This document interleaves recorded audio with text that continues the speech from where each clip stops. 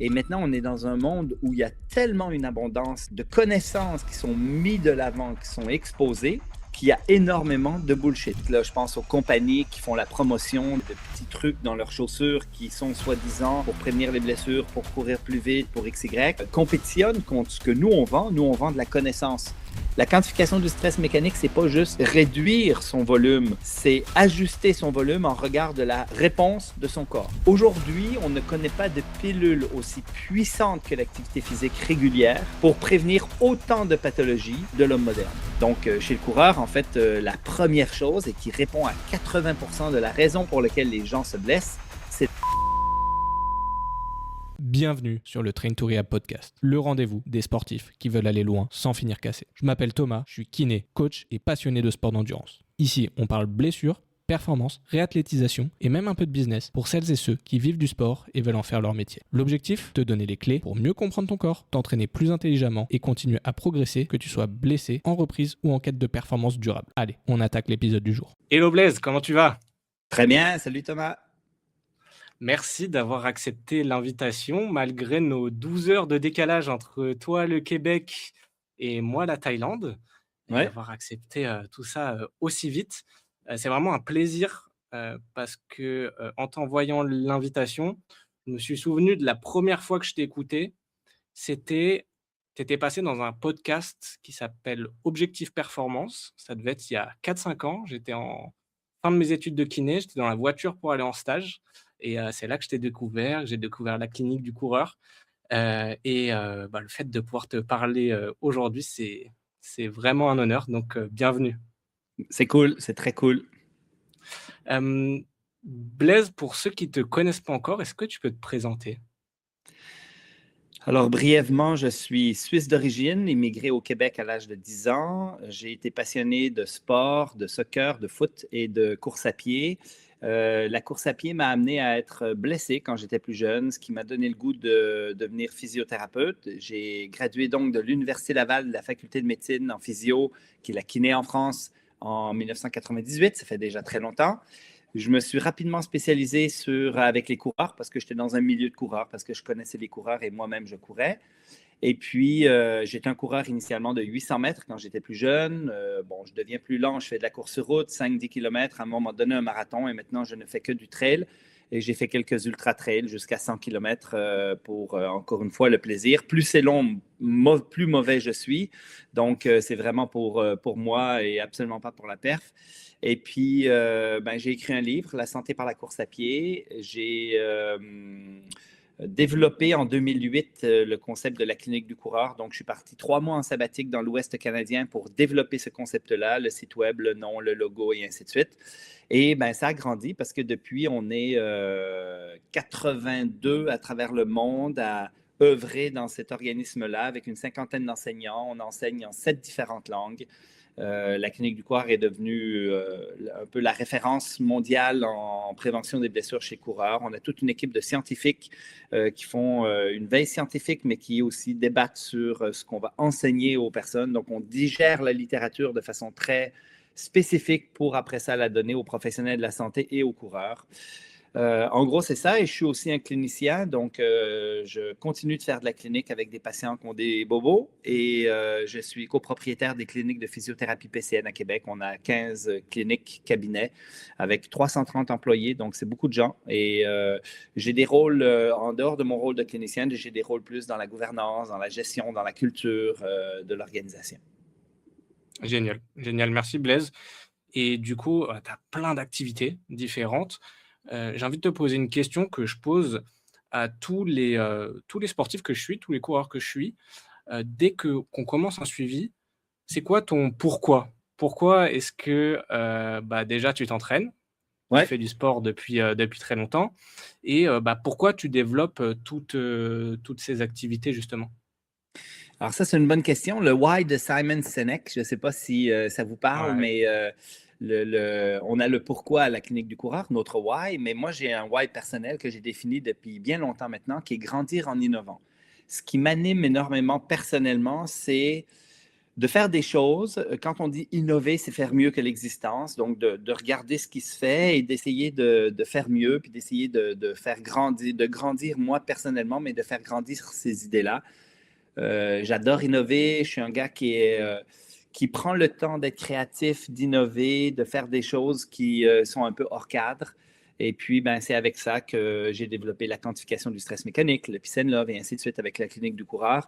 Et qu'on a aussi développé avec la clinique du coureur le système d'entreprise qu'on appelle Affranchi, sans patron, donc toute une manière de gouverner, une gouvernance entrepreneuriale qui est centrée sur l'humain. Donc, j'adore faire ça. Donc, pour synthétiser tout ce que je viens de te dire, grandir en innovant, c'est ce qui m'anime moi quotidiennement. OK, super. Et si je te repose la question du coup pour la clinique du coureur, c'est Ouais. quoi le pourquoi ou le why de la clinique du coureur? Alors, c'est de transmettre de l'information qui est non biaisée. Euh, En fait, les mots exactement manquent là directement, mais c'est de s'assurer en fin de compte. La première chose qu'on fait, c'est qu'on remet en question les pratiques non justifiées. Ça, c'est notre how, comment on fait les choses. Ce qu'on fait exactement, c'est qu'on enseigne les bonnes pratiques partout à travers le monde. Comment on les fait? Ben, en remettant les pratiques non justifiées. Mais pourquoi on le fait? C'est parce qu'on croit à un savoir qui est fiable et accessible pour la santé des populations. Donc, on veut s'assurer, en fin de compte, que les gens reçoivent de l'information qui est crédible, qui est validée, qui est basée sur la science. Et c'est ça qui nous motive beaucoup, toute l'équipe, à trier justement cette littérature, à sortir ce qui est pertinent et après ça, de pouvoir l'enseigner de façon partout dans le monde, en fin de compte, et de façon à faire en sorte que les gens soient capables d'avoir un esprit critique sur ce qu'on reçoit comme information. Parce qu'on est dans un... Tu sais, moi, quand j'ai parti en 2008 la clinique du coureur, notre grosse problématique, c'était ce qu'on appelait en anglais, qui était très à la mode, qui était le knowledge transfer, le transfert de connaissances entre la science et le clinicien, le coureur. Il y avait un gap qui était énorme. Mais après ça, depuis 2008, ben, il y a des médias sociaux qui sont arrivés de façon abondante. Que ça soit Twitter initialement, qui était vraiment le pont entre la science. En fait, les articles sortaient sur Twitter avant de sortir en vrai. Donc, on avait des accès à la littérature qui était abondante. Et maintenant, on est dans un monde où il y a tellement une abondance de connaissances qui sont mises de l'avant, qui sont exposées, qu'il y a énormément de bullshit. Et ça, c'est un problème. C'est-à-dire qu'aujourd'hui, j'ai des enfants qui s'éduquent sur TikTok avec des choses qui sont fausses. Et là, on est vraiment, là, ce qui est essentiel, c'est de développer l'esprit critique. Ce qui est essentiel, c'est d'avoir des sources de connaissances qui sont validées. Et là, ça devient de plus en plus complexe parce que même avec l'intelligence artificielle, on n'est plus sûr si ce qu'on nous montre, c'est vrai ou si c'est pas vrai.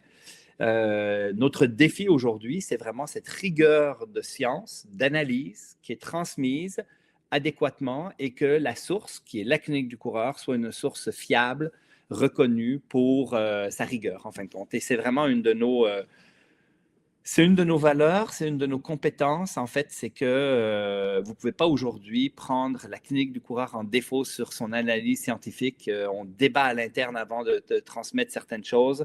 Ce que je vais vous dire aujourd'hui, c'est basé sur une tonne de littérature scientifique. On trie à toutes les semaines tout ce qui est indexé sous Running Runners dans les banques de données comme Medline. Et puis, ben, ça fait en sorte qu'à tous les mois, on trie plus de 2000-2500 titres par mois de choses qui sont publiées et on garde tout ce qui est pertinent. Il n'y a pas de biais philosophique dans le tri des articles, mais il y a un tri sur la qualité méthodologique, sur la pertinence, parce que ce qu'on veut, c'est s'assurer que le professionnel de la santé, le professionnel de l'entraînement ou le coureur ait de l'information crédible basée sur la science.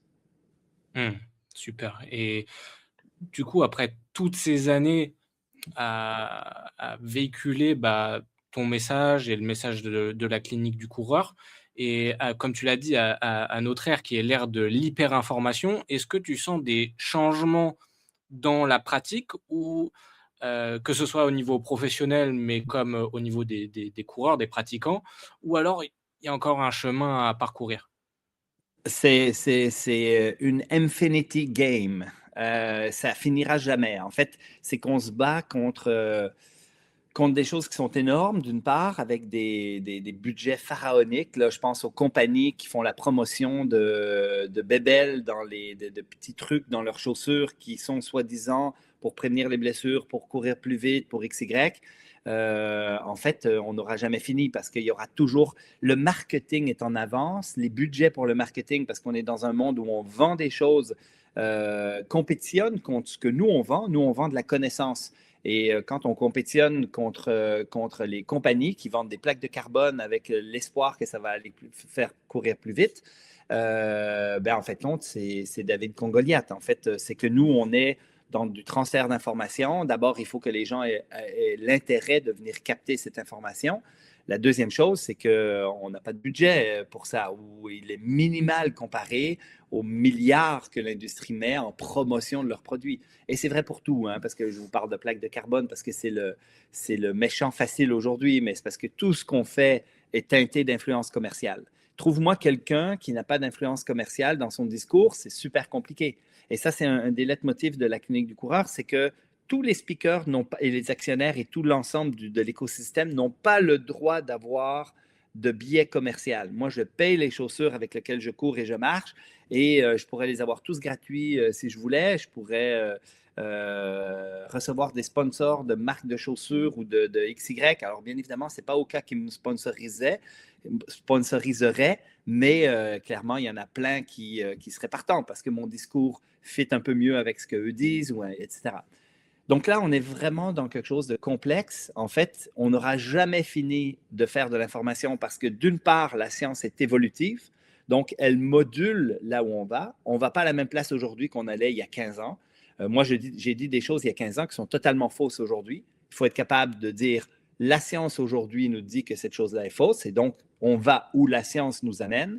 Après, la science est insuffisante en soi, et largement insuffisante en soi. Il faut avoir une cohérence théorique dans ce qu'on dit. Il faut que quand on sort un papier qui sort du cadre et qui nous dit « Ah, tout d'un coup, telle chose fonctionne, mais ça ne fit pas avec l'ensemble de la science qu'on avait », il faut bien l'analyser. Il faut analyser les biais associés à ce papier-là. Non seulement les biais commerciaux des auteurs, mais il y a toutes sortes de biais qu'on peut analyser dans les papiers. Pour savoir, notre désir, nous, c'est de se rapprocher d'une vérité. Une vérité qui existe peut-être, mais pour laquelle on est, en lisant la science, en ayant une réflexion, une cohérence théorique, ce qu'on enseigne aux personnes, doit absolument faire sens. Voilà. On n'aura pas fini, c'est clair. Et cette influence du marketing, est-ce qu'elle est la même qu'il y a, par exemple, une vingtaine d'années, tu vois, début des années 2000 ou quoi, quand il n'y avait pas forcément tous ces médias sociaux, c'était déjà très puissant comme ça, parce qu'il y avait quand même la télé, la radio, les magazines. Je pense que ça devait être hyper biaisé aussi. Mais est-ce que c'était autant? Parce qu'aujourd'hui, les réseaux, c'est quand même, ça te cible, ça arrive à te cibler parfaitement, tu vois. Oui. En fait, non. Dans le temps, en fin de compte, il y avait le même intérêt de vendre son produit. Alors, tu sais, je prends l'exemple d'une compagnie comme Nike qui investit 1,3% de l'ensemble de son budget en promotion marketing. Non, excuse, c'est 10% en promotion marketing, c'est 1,3% en recherche et développement. Le double de Adidas, par exemple, en recherche et développement. Mais quand on parle de recherche et développement, on ne parle pas de comment on fait pour prévenir les blessures, qui est la principale question de l'évolution de la chaussure à travers les années. On parle de comment on peut être faire une innovation technologique qui va se vendre à haut prix pour valoriser notre produit de façon plus importante. C'est ça la question. Donc, on va tester des produits, on va tester des trucs, on va intégrer une plaque de carbone, on va intégrer des springs, on va intégrer des foams spéciaux, des gels, des mousses, tout ce que tu veux. Et la recherche et développement, elle est autour de ça. C'est toujours une recherche et développement pour vendre plus. Parce que le seul intérêt de la compagnie, c'est de vendre plus. Le fait de prévenir les blessures, c'est absolument pas dans leur champ de compétences d'une part, mais dans leur intérêt même. Ils s'en foutent complètement. En fait, et ça fait des années qu'ils s'en foutent. On a sorti des technologies en laissant croire aux coureurs, par exemple, que la chaussure allait prévenir les blessures, mais les études montrent que ça ne marche pas, puis on continue de les vendre et de les promouvoir. Voilà. Donc, ça a changé parce que l'intérêt des compagnies, ça a toujours été ça. Mais au début, nos moyens pour en faire la promotion, ben, comme tu dis, c'était les magazines, c'était parfois la télévision, et surtout les ambassadeurs, les représentants. Donc, LeBron James qui saute avec une chaussure X. Mais après ça, maintenant, on arrive à faire non seulement du ciblage très pointu, mais on arrive à être extrêmement agressif sur justement cette promotion. Et comme on laisse couler de l'information qui est dite comme vraie, on ne voit plus si c'est de la publicité ou pas. En fait, ce qu'on apprend aujourd'hui, c'est que j'écoute un TikTok, un Reel, et il y a quelqu'un qui me parle, il ressemble d'un scientifique, ou sinon, ben, c'est quelqu'un qui croit qu'il dit la vérité, mais il ne sait même pas qu'il dit un mensonge. Et là, il commente la super chaussure avec la plaque de carbone, et lui, il l'a testé sur la piste, et ça va beaucoup plus vite. Et là, il nous cite une étude qui a plein de biais, par exemple, que la chaussure augmente de 4 % l'économie de course. Mais lui, il n'est pas un scientifique, il ne l'a pas analysé, et puis il met ça de l'avant, et puis comme si c'était une vérité. Donc aujourd'hui, la problématique, c'est qu'on a du multiples canaux pour faire la promotion et cibler quelqu'un qui va recevoir plein d'informations. Mais en plus, c'est aidé par une panoplie de gens qui ne savent pas de quoi ils parlent et qui vont justement faire la promotion de plein de choses qui sont de la bullshit. Je Mmh. suis dur, hein? Et donc ouais, ah bah, t'inquiète pas, il faut et puis c'est surtout que, du coup, l'éducation doit se faire, pas que sur, l'aspect pur de la course à pied, mais aussi sur, et ben, l'utilisation des réseaux sociaux et l'esprit critique comme tu l'as énoncé plus tôt. Oui, puis tu sais, il y en a qui vont me dire, ouais, attends, Dubois, la clinique du Coir, vous faites du business aussi, vous vendez des formations, vous faites plein de médias sociaux. Ben oui, on a des personnes engagées uniquement pour faire du média social. Parce qu'en fait, on se bat sur ces plateformes-là contre des géants et une panoplie d'influenceurs qui disent des bêtises.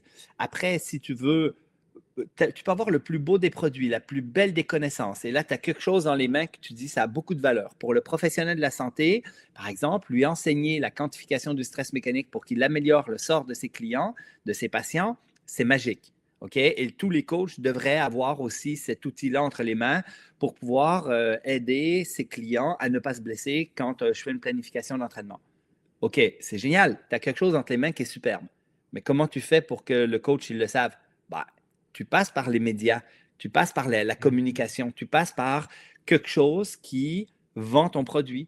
Et quand je dis vend ton produit, ben, c'est faire une formation sur comment utiliser la quantification du stress mécanique. Après, nous, on n'a aucun biais commercial externe, même si on vend des produits de formation. Et les produits de formation, en fait, c'est qu'au moment où on fait des sous avec ça, ben, c'est pour faire grandir une entreprise qui en fin de compte, s'assure d'une rigueur exceptionnelle, qui paye des scientifiques pour faire une revue qui est complète et qui est non biaisée. Donc, mais oui, on se bat sur le marché contre toutes sortes d'informations qui n'ont pas de lien. Donc oui, on est obligé de les utiliser, les canaux, et on les utilise au mieux qu'on peut. Et on a un intérêt à se former à travers ces médias sociaux-là pour s'assurer, en fin de compte, que ce qu'on enseigne soit perçu, reçu par les gens. Donc, si tu Ouais, me dis, carrément. est-ce que Blaise, tu as envie d'avoir plus de followers? Moi, j'en ai rien à branler des followers. Je m'en fous complètement. Ça ne me nourrit pas personnellement. La seule chose, c'est que je sais que si j'ai plus de followers, ben, je vais avoir plus de portée et il y a plus de gens qui vont écouter un message qui est pertinent et qui est rigoureux, basé sur la science, et qui va compétitionner contre des bêtises qui sont dites par l'industrie ou par des influenceurs qui n'y connaissent rien. Ah, génial, génial et justement sur les chaussures, on va y revenir parce que je pense que tu as plein de choses à nous dire là-dessus et c'est un sujet, moi, que j'entends, très, très souvent, en coaching ou quoi, où on me pose la question de quelles chaussures, choisir et cetera. Mais avant ça, j'aimerais qu'on revienne sur, la partie blessure chez le coureur. Déjà, quand on parle de blessure en course à pied, on parle de quelle blessure en général? Alors, le coureur a différentes blessures très communes. Donc, je pourrais t'en nommer les 5, 6 les plus communes. D'abord, on a la douleur fémoro-patellaire, classique chez le marathonien. On a le syndrome de la bandelette iliotibiale, classique chez l'ultra-trailer. On a les fameuses périostites, les syndromes de stress tibial médial à l'intérieur de la jambe, qui est classique chez le demi-fondeur, chez le débutant. On a la tendinopathie achillienne, vous connaissez le tendon d'Achille, et la fasciapathie plantaire, la douleur au talon, qui sont vraiment les classiques du coureur À ça, on pourrait rajouter peut-être les fractures de stress au niveau du tibia et au niveau des diaphyses métatarsiennes. Et on a vraiment les pathologies les plus fréquentes chez le coureur. Mmh. Ouais, c'est clair que c'est souvent les mêmes qui reviennent, que ce soit au niveau clinique, mais même, après là, ce que j'ai vu en suivi à distance. Est-ce que la blessure, ça fait forcément partie de la vie du coureur? Toi, tu l'as dit, tu Mm. été blessé, en course à pied très vite, c'est ce qui t'a mis à t'intéresser à tous ces sujets-là. Est-ce que ça fait forcément partie de la vie du coureur? Alors, on a un coureur sur deux qui se blesse à chaque année. On a des stats qui montent jusqu'à 80% dans certaines populations de débutants avec un objectif précis. Donc, c'est beaucoup, beaucoup de gens qui vont se blesser. Et ça, c'est à chaque année, hein, en plus. Quand Mmh. on fait des études où on essaie de contrôler plein de paramètres, on arrive à réduire ça à 20%. On n'a pas d'études qui arrivent à réduire ça en dessous de 20%. Donc, est-ce que c'est inéductable pour certaines personnes? Peut-être. C'est une bonne question. La chose, c'est qu'il y a des facteurs prédictifs de blessure. Donc, il y a des personnalités particulières. Alors, si tu as un objectif, si tu es d'un profil qu'on appelle de type A, tu es agressif dans la vie, tu aimes faire les choses, tu les fais bien, puis allez, on s'entraîne, ben, c'est tout des facteurs de risque. Puis si tu as un objectif en plus, qui est un agent de motivation très important, mais qui vont t'amener à être peut-être plus rigide dans ton programme, c'est un autre facteur de risque pour les blessures. Donc, il y a des individus en particulier qui ont déjà des traits psychologiques qui les rendent plus vulnérables aux blessures. Après ça, il y a des individus qui ont malheureusement des génétiques favorables aux blessures. C'est-à-dire, il y en a qui sont plutôt fragiles. Il y a le gène de la tendinopathie, par exemple, qu'on a réussi à identifier. Donc, il y en a qui sont plus vulnérables aux tendinopathies, etc. Et après ça, il y a aussi une certaine vulnérabilité, je veux dire, neuro. Il y en a qui ont une sensibilité à la douleur qui est plus importante. Il y en a qui vont avoir une tendance à percevoir les douleurs de façon plus importante, donc vont avoir une impression de blessure rapide. Après, si je mets tout ça ensemble et que malheureusement, moi, comme thérapeute, je ne contrôle pas très bien l'ensemble de ces choses-là, même si je peux faire un peu d'éducation, puis il y a des choses que moi, je peux contrôler. Donc, chez le coureur, en fait, la première chose et qui répond à 80% de la raison pour laquelle les gens se blessent, c'est la mauvaise quantification du stress mécanique. Donc là, la personne, elle a mal dosé, elle n'a pas écouté son corps, elle en a fait trop par rapport à sa propre tolérance. Et ça veut dire quoi? Ça veut dire qu'à un moment donné, son corps lui parle, j'ai mal pendant, j'ai mal après, j'ai des raideurs le lendemain matin, plus que d'habitude ou nouvelle. Et à partir de ce moment-là, c'est un signal que je dois en faire moins, que je dois être plus prudent. Et si quelqu'un apprend adéquatement à quantifier son stress mécanique, à écouter son corps et la réponse de son corps au stress qu'il lui met, hier, j'ai été courir 14 km dans la forêt. Aujourd'hui, comment je me sens? Je me sens bien. Ben, aujourd'hui, je vais repartir. Peut-être qu'aujourd'hui, je vais faire un peu moins parce que 14, c'était 2 de plus que ce que j'avais l'habitude de faire. Donc, je vais être un petit peu plus prudent pendant quelques jours. Mais c'est la manière de s'entraîner, de repousser ses limites graduellement en écoutant son corps et la réponse de son corps. Malgré tout ça, avec tout ce qu'on ne contrôle pas, la biologie, les traits psychologiques particuliers, le fait que certains s'écoutent trop ou s'écoutent pas assez, ben, il y a quand même, dans le mieux qu'on arrive à faire, 20% des gens qui se blessent à chaque année. Et si tu me dis, Blaise, est-ce que toi, tu te blesses des fois? Certainement. Et je me blesse beaucoup moins que je me blessais avant. D'abord parce que j'ai beaucoup d'années d'expérience de course à pied en arrière de moi, donc mon corps est devenu plus tolérant.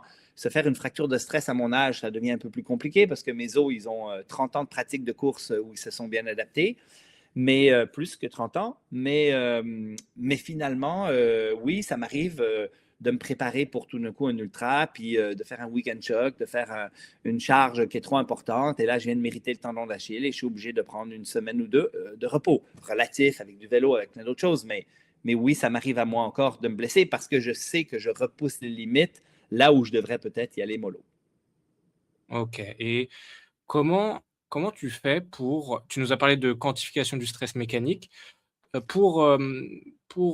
grande partie de mon audience qui a pas forcément, bah, voilà, qui se renseigne sur l'entraînement en course à pied, mais qui a pas forcément des compétences de professionnel du sport ou de la santé, comment on fait pour quantifier concrètement son stress mécanique? Est-ce qu'on le fait au jour le jour comme l'exemple que tu nous as donné?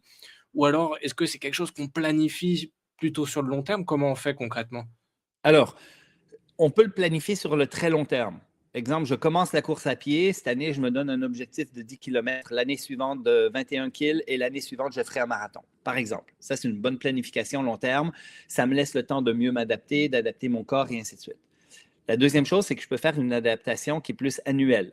Et là, c'est mon coach avec qui je suis qui va faire ma planif, qui va, en fin de compte, valider que les progressions respectent certains pourcentages, et là, dans la littérature, on n'a pas de choses qui sont extrêmement claires, mais de façon générale, chez le coureur récréatif, quand il débute, on peut monter à 20-30% de plus par semaine, mais au moment où il atteint un certain volume, bien souvent, on va être autour de 30, et quand il est dans des bons gros volumes, là, on va être beaucoup plus prudent avec des pourcentages d'augmentation qui sont beaucoup moins importants.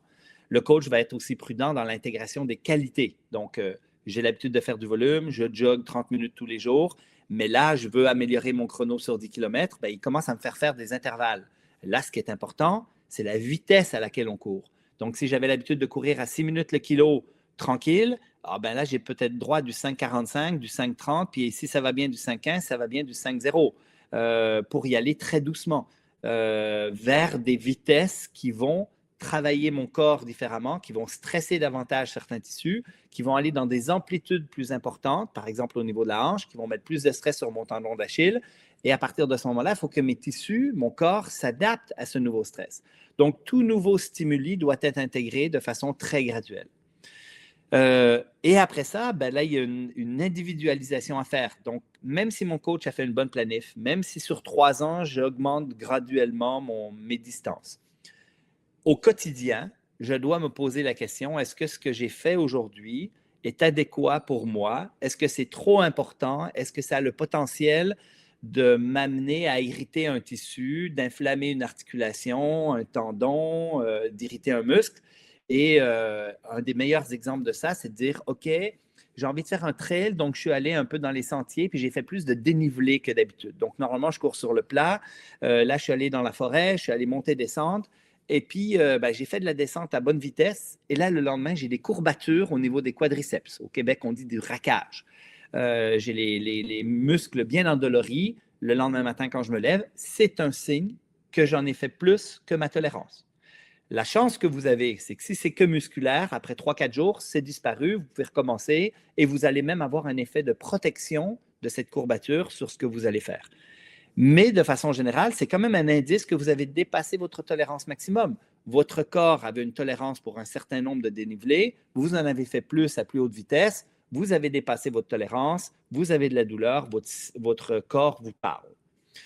Et donc, individuellement, ça se fait jour après jour et ça se fait semaine après semaine. Parce qu'il est possible qu'à un moment donné, on cumule 4 jours de course continue à faire un petit peu trop, que je ne les sens pas les 3 premiers jours, mais que le 4e jour, pourtant, j'ai fait moins cette journée-là, mais c'est un cumulé.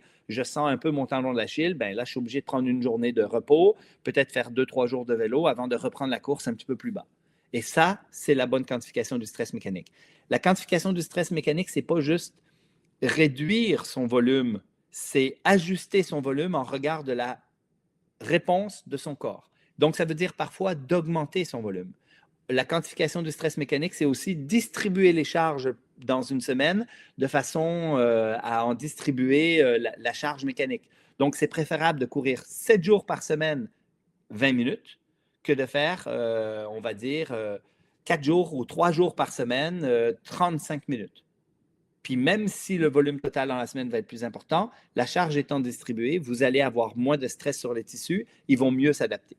Les tissus s'adaptent beaucoup mieux à des stress fréquents, mais peu importants, que des stress qui sont importants, mais peu fréquents. Ouais, je trouve que c'est un message qui arrive à être de mieux en mieux véhiculé, celui-ci. Parce qu'on avait tous l'exemple de l'ami qui va faire son 10 km tous les dimanches et tout, et qui est pété à chaque fois. Mais même maintenant, dans les progs que je reprends et tout, je vois de plus en plus ce truc-là, donc je trouve ça cool. Est-ce que dans la quantification du stress mécanique, on peut y rajouter aussi les à côté? Le travail, l'alimentation, le sommeil, est-ce que c'est des éléments vraiment à prendre en compte dans ce modèle-là? Oui. Alors, il y a 2 choses. Le corps va s'adapter en regard de sa capacité à s'adapter et en regard du stress mécanique qu'on applique sur lui. Quand on parle de quantification du stress, qui est l'outil qu'on utilise, on utilise les deux. Quand on parle de stress mécanique, on parle de combien de quantité de stress mécanique on applique sur ton corps. Donc, c'est ton entraînement, mais c'est aussi ta vie de tous les jours parce que tu montes, descends des escaliers. C'est aussi ton travail parce que tu travailles debout comme électricien et puis finalement, tu te mets à genoux, tu montes des échelles, et là, tu mets beaucoup de stress sur ton corps. Donc, souvent, on va combiner trois sphères qui sont le sport de façon générale, mais aussi ta vie quotidienne et ton travail. Les trois sphères donnent une quantité de stress mécanique qui est plus ou moins important. Et dans le sport, par exemple, si tu as une sensibilité au tendon d'Achille, il faut savoir que la course est beaucoup plus stressante que le vélo, qu'il est beaucoup plus que la natation. Donc, tu pourrais faire 2 heures de natation, 1 heure de vélo ou peut-être seulement 10 minutes de course pour le même niveau de stress sur ton tendon d'Achille. Donc, ça, c'est la partie stress mécanique. Après, il y a la capacité du corps à tolérer du stress mécanique. Donc, quand on parle de l'outil de la quantification du stress, ce qui nous intéresse, c'est la réponse en lien avec le stress mécanique. Mais la réponse, elle est variable en fonction de plein d'autres paramètres. Exemple, je viens de passer 5 bonnes nuits où j'ai dormi plus que d'habitude. Je me réveille sans cadran le matin et mes nuits sont très réparatrices. Et on sait, par exemple, que le sommeil est un facteur clé associé aux blessures, si on en manque, ou à la prévention des blessures, si on dort suffisamment et avec de la qualité. Et ça veut dire quoi? Ça veut dire que là, ça fait 5 nuits que je dors super bien. Ben, c'est drôle, j'ai 2 fois moins mal au tendon d'Achille que d'habitude. À l'inverse, je pars en Europe, je suis sur le décalage horaire, j'enseigne toute la journée, je fais des nuits de 3, 4, 5 heures, ce qui m'arrive assez fréquemment personnellement. Là, ça prend 4-5 jours et là, je suis démoli. Mais démoli, ça veut dire quoi? Ça veut dire que mon seuil de tolérance au stress mécanique, il diminue.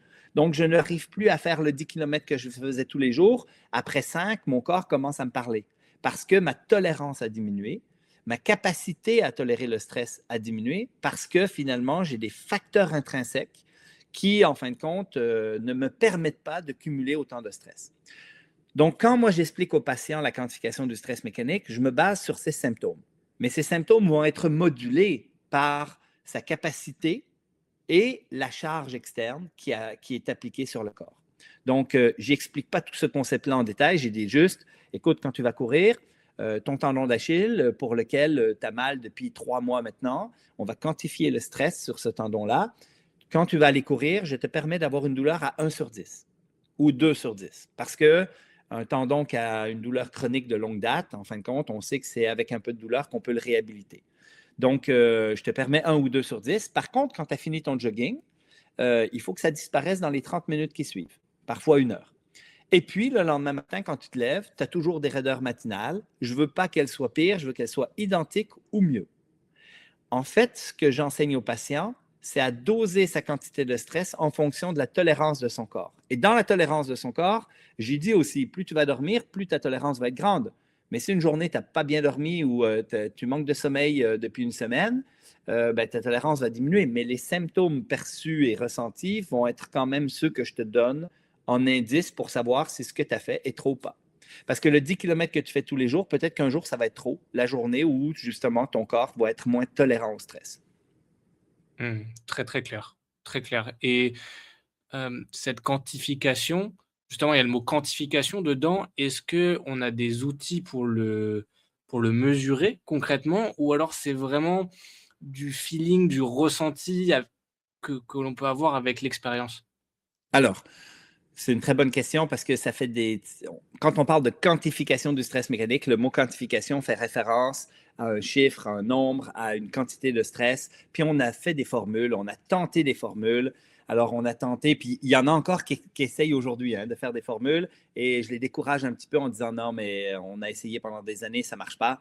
Puis je vais t'expliquer pourquoi ça ne marche pas. Parce qu'on peut quantifier plein de choses. Tu peux quantifier ton volume, tu peux quantifier ta vitesse à laquelle tu cours multipliée par exemple un temps à cette vitesse-là. Bien évidemment, la vitesse est plus stressante que le volume, donc il faut la mettre au carré plutôt que le volume en unité simple. Après ça, tu as le dénivelé. Alors là, tu as le dénivelé positif, tu as le dénivelé négatif.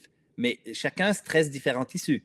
Le dénivelé négatif va stresser, par exemple, tes amortisseurs. Donc, on parle entre autres des douleurs fémoro-patellaires, du syndrome de bandelette. Ça donne souvent des problématiques de genoux, les releveurs du pied, par exemple. Mais quand tu fais du dénivelé positif, là, tu es dans la propulsion. Tu as beaucoup moins de force d'impact, mais en fin de compte, tu as une charge mécanique plus importante sur ton tendon d'Achille, par exemple. Donc, l'environnement va stresser plus ou moins certains tissus. Et là, c'est une journée, par exemple, tu as une plus grosse chaussure, ben, la probabilité d'attaquer davantage du talon va être plus grande. Donc, tu vas stresser ton jambier antérieur et ton genou davantage que ton tendon d'Achille.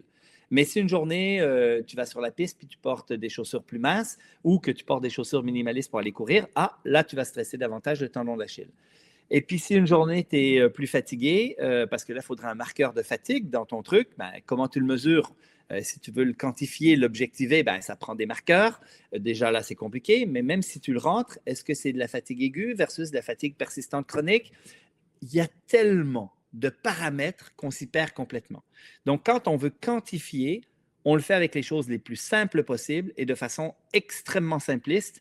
Le volume, la vitesse, le dénivelé.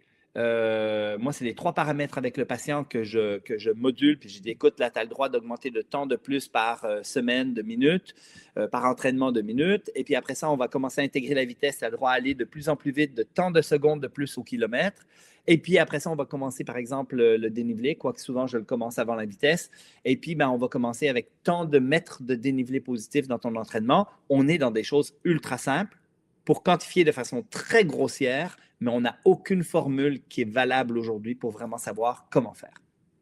OK, carrément, très clair et même, sur la douleur aussi, c'est quelque chose qu'on peut quantifier, tu avais commencé à quantifier tout à l'heure, tu avais pris un exemple où, le tendon d'Achille, tu laisses continuer s'il y a une douleur à 1 par exemple. On peut utiliser une échelle de 0 à 10 comme ça? Oui, alors ça, je l'utilise avec le patient pour qu'il puisse se situer. Encore une fois, c'est très propre à chacun parce que certains patients, je vais leur dire, tu as le droit d'avoir des douleurs à 5 sur 10 et d'autres à 1 sur 10 pour la même condition chronique de douleur au tendon d'Achille. Parce que je sais qu'il y en a un qui a une perception de douleur qui est toujours très élevée. Il vient en clinique, j'ai dit combien que ça te fait mal sur 10 quand tu sautes sur tes pieds et il me dit 8 sur 10 en souriant. Je sais qu'il n'a pas le même 8 que moi parce que moi, à 8, j'ai des sueurs et je m'évanouis. Puis même si j'ai dit, ben 10, je te coupe la main, 0, pas de douleur, ah ben 7,5 alors, toi. Donc, on n'a pas les mêmes perceptions. Donc, moi, je vais personnaliser ma prescription en fonction de différents paramètres. D'abord, différentes pathologies. Exemple, les fractures de stress, on veut jamais de douleur, c'est 0 sur 10. Les bandelettes iliotibiales, c'est 0 sur 10. Les douleurs au tendon d'Achille comme chroniques, on se permet d'aller dans de la douleur. Dans la littérature scientifique, quand c'est plus de 3 mois, on permet d'aller jusqu'à du 5 sur 10. Moi, je personnalise en fonction de l'individu en avant de moi. Mais une tendinopathie achilléenne aiguë, vous avez mal au tendon d'Achille depuis 3 jours, une semaine, 2 semaines, la consigne est simple, 0 douleur sur 10. Parce que la douleur est un indicateur que tu en as trop fait. Donc, si je te donne un exercice ou si tu reprends la course à pied, je ne veux pas que tu en refasses trop, sinon tu vas entretenir ton problème. Et c'est ce qui arrive avec les douleurs achilléennes chroniques. C'est-à-dire, les gens souvent vont continuer de courir avec des symptômes, vont rentrer dans la douleur. À un moment donné, ils viennent me voir, ça fait 1 mois, 2 mois qu'ils ont mal et ils disent, ouais, finalement, je pensais que ça allait passer, ça ne passe pas. Et ils ont continué de courir dessus. Donc, dans une phase aiguë, on va recommander 0 douleur à cette personne-là. Donc, on va personnaliser en fonction de 3 paramètres, le type de pathologie, le stade de la pathologie, est-ce que je suis en aigu ou est-ce que je suis en chronique, et après ça, le type d'individu. Est-ce que c'est un individu qui a une sensibilité à la douleur qui est très importante? Est-ce que c'est un individu qui l'exprime abondamment? On a des gens qui expriment la douleur avec beaucoup d'intensité et d'autres qui sont très, on va dire, stoïques devant cette douleur, qui ne la sentent pas. Je prends l'exemple de ma mère, finalement, qui m'appelle avec une entorse de cheville, qui marche dessus depuis 2 jours. Finalement, elle avait une fracture complète du péroné. Donc, certainement, elle a une perception de la douleur qui est moins importante que la mienne. Et donc, ça fait en sorte que ces personnes-là, ben, des fois, on va être plus prudent ou on va se permettre de dire non, non, c'est bon, la douleur est acceptable et même une bonne chose pour la guérison de tes tissus. OK, génial. Génial, très, très clair. Hem, Maintenant, je voulais aborder un sujet. Moi, c'est vraiment une question que je me pose. Aujourd'hui, on est dans une société où on est sédentaire, Ouais. concrètement. On entend souvent dire que le corps humain a été fait est fait pour courir et faire de Oui, l'endurance. oui. Est-ce que c'est vrai ça? Et qu'est-ce que tu en penses, toi? Moi, je pense vraiment que c'est vrai. Je connais bien Daniel Lieberman qui a écrit dans mon livre, qui est venu à notre congrès en France sur la course à pied qu'on a organisé il y a 2 ans à Lyon. C'était magique. Et c'est un anthropologue qui explique extrêmement bien dans ses ouvrages, dans ses articles scientifiques, pourquoi on considère que l'être humain a évolué avec la course à pied, pourquoi on est fait pour courir. En fait, l'être humain est fait pour courir, mais il est surtout fait pour survivre. Et quand on parle de survivre, on parle d'être capable de stocker des réserves pour les moments plus difficiles de l'hiver où, par exemple, on ne trouve pas de la nourriture. Donc, à une capacité, en fin de compte, à stocker, par exemple, des gras. Donc, et là, on est dans un monde moderne où où on ne bouge plus assez, on mange mal et on mange surtout trop. Et ce qui fait en sorte que ces mécanismes faits pour survivre de l'être humain fait en sorte que ben là, on ne bouge plus, on mange trop, ben bien évidemment, on devient gros, puis on stocke. Et l'être humain, le fait de pouvoir stocker du gras, c'est un mécanisme génial pour la survie, pour pouvoir d'avoir de l'énergie. Puis même si tout d'un coup, il faut jeûner pendant 5 jours parce qu'on ne trouve pas de nourriture, ben, on a tout ce qu'il faut pour pouvoir faire ça sans aucun problème. Euh, Sur le fait de peu bouger, là, c'est vraiment dramatique hein, parce que là, le manque de mouvement de l'homme moderne, en fin de compte, l'amène à avoir une panoplie de pathologies autres, de pathologies d'homme moderne. On parle de 60% plus de diabète de type 2, on parle de la maladie d'Alzheimer, les cancers, hein, cancers surtout hormonodépendants, c'est dramatique. L'augmentation en lien avec l'inactivité. En fait, c'est que faire de l'activité physique va réduire le risque de faire ces maladies modernes, dont par exemple le cancer du sein, jusqu'à 60%. Cancer du côlon, cancer de la prostate, les maladies cardiovasculaires, etc., etc. Donc, aujourd'hui, on ne connaît pas de pilule aussi puissante que l'activité physique régulière pour prévenir autant de pathologies de l'homme moderne. Si tout le monde se mettait à faire de l'activité physique comme les recommandations le font, c'est-à-dire, on va dire 5 fois 30 minutes par semaine, donc 2 heures et demie par semaine, distribué un peu comme vous voulez, à une intensité qu'on va appeler moyennement élevée, avec quand même une certaine intensité pour être légèrement essoufflé, vous videz de 50%, voire plus, le milieu hospitalier. Vous allez avoir une espérance de vie en bonne santé qui va être largement augmentée, même si l'espérance de vie totale ne changera pas. Il n'y a rien aujourd'hui qui est aussi puissant que l'activité physique pour améliorer la santé des populations de façon générale. Et c'est justement une des motivations, notre why à la Clinique du Coureur, c'est transmettre de l'information qui est fiable et crédible pour justement améliorer la santé des populations par, entre autres, l'activité physique, la course à pied. Et quand tu me dis, oui, voilà, notre corps est fait pour courir, notamment pour survivre, est-ce que tu sais combien ça représentait, par exemple, la capacité d'un homme, préhistorique, je ne sais pas, il y a peut-être 10 000 ans, niveau course ou endurance? Alors, il y a 2 choses. Il y a le fait d'être actif, parce que notre problématique de l'homme moderne aujourd'hui, c'est la sédentarité, d'abord et avant tout. On est assis, là, je vais être assis pendant 1 à 2 heures avec toi devant mon ordinateur à ne pas bouger. Ça, c'est problématique. Euh, L'homme de Cro-Magnon était actif à longueur de journée pour survivre, pour aller chercher du bois, pour faire du feu, pour aller à la chasse, pour aller à la cueillette, pour simplement fonctionner. Et le repos était salutaire. On cherche à être paresseux, on cherche à se reposer. Moi, s'il y a le bison sur la table, je suis dans une grotte confortable, mon feu est fait, j'ai un gros tas de bois et que je ne suis pas obligé de rien faire, mais je vais rien faire. On est programmé pour rien faire. Et le problème avec le moderne, c'est que maintenant, c'est ultra facile. C'est que tout est tellement facile. En plus, je travaille pour gagner des sous qui me donnent une maison et le bison sur la table en étant assis devant un ordinateur. J'ai plus besoin de rien faire. Et mon plaisir peut venir de m'asseoir devant Netflix avec un sac de chips et puis d'écouter un film. Donc, donc, ta question, en fin de compte, c'est que les gens ne couraient pas des marathons tous les jours. Si c'est ça ta question indirecte à ce que tu me poses, mais ils étaient actifs continuellement. et il courait. Et à un moment donné, il fallait se sauver d'un prédateur, il fallait aller vite. Donc, entre la course rapide, la course lente et le fait d'être actif, ben, c'est un mélange de plein de choses, mais qui fait en sorte que, bien évidemment, on brûlait non seulement des calories, d'abord qui n'étaient pas facilement accessibles, hein, parce que quand tu vas chercher des bleuets, tu as besoin d'en manger pas mal pour aller après ça courir ton marathon.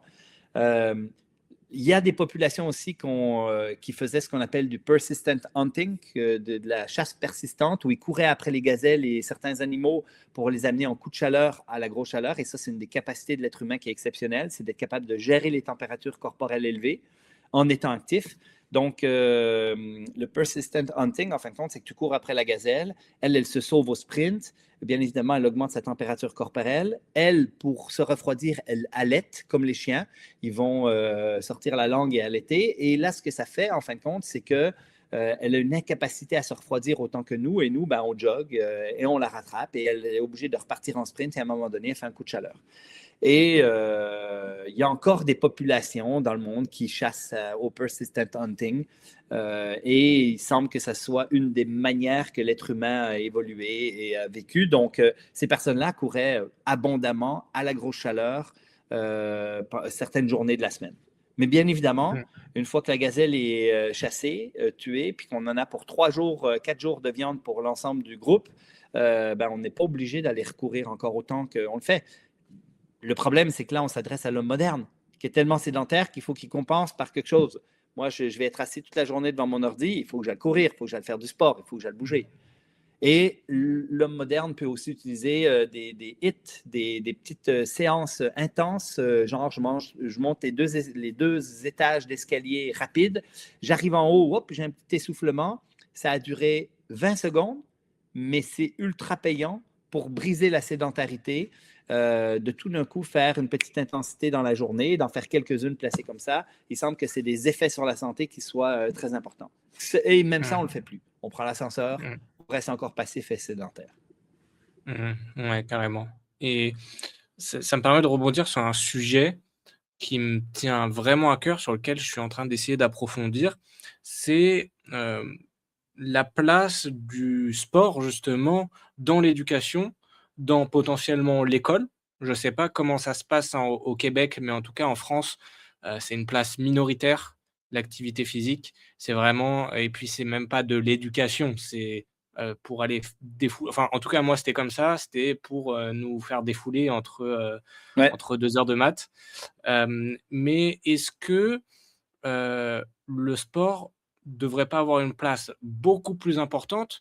Parce que, tu vois, il y a à la fois, le côté activité physique, se dépenser et cetera, mais je trouve que le sport, c'est un formidable levier d'éducation. Tu apprends, bah, toutes les autres matières, la SVT, la physique, les maths. Il faut que tu apprennes, quand tu veux faire des calculs de vitesse et cetera, tu es obligé d'apprendre à compter. Tu peux même avoir des fonctions, tu peux y mettre de l'histoire, enfin, tu peux apprendre le français, écrire, d un rapport sur ce que tu as fait. Enfin bref, je trouve que c'est un formidable levier. Toi, c'est quoi ton avis là-dessus? Et déjà, comment c'est au Québec, par exemple? Alors, au Québec, c'est catastrophique et c'est probablement très similaire à la France. On a coupé des cours d'éducation physique pour mettre des cours de justement français, maths et compagnie. C'est catastrophique. En fait, le problème, c'est que si ton enfant a une tendance au sédentarisme, parce qu'il vient d'un milieu qui ne l'a pas valorisé, parce qu'il n'aime pas faire du sport, parce qu'il est déjà un peu obèse, parce que, bon, etc., ben même les zones informelles de sport, qui sont la récréation, qui sont l'heure du dîner, qui sont le parascolaire après, ben, il ne fera rien. Donc, on a vraiment des enfants. En Amérique du Nord, c'est 30% des enfants qui ont un surpoids pondéral, c'est 60% des adultes. C'est catastrophique. Vous allez nous rattraper un jour, mais vous êtes en retard là-dessus un peu quand même en France. Vous êtes un peu plus svelte que nous, mais on a un problème de santé publique avec ça. L'autre chose, c'est que le sport, c'est pas juste pour être en santé physique, c'est clairement pour améliorer l'apprentissage et je pense particulièrement aux petits garçons. Parce que les garçons, on a un système scolaire au Québec qui n'est pas tellement fait pour les garçons. Les filles sont plus sages, sont plus capables de se concentrer, de rester assises. Les garçons ont souvent besoin d'un peu plus se défouler et ben, ça fait en sorte que s'il n'y a pas ces moments-là, en fin de compte, c'est beaucoup plus difficile en classe. Donc, on a plus de problèmes de comportement et autres chez les garçons en lien avec le fait que moi, je pense qu'il faudrait simplement les faire bouger plus.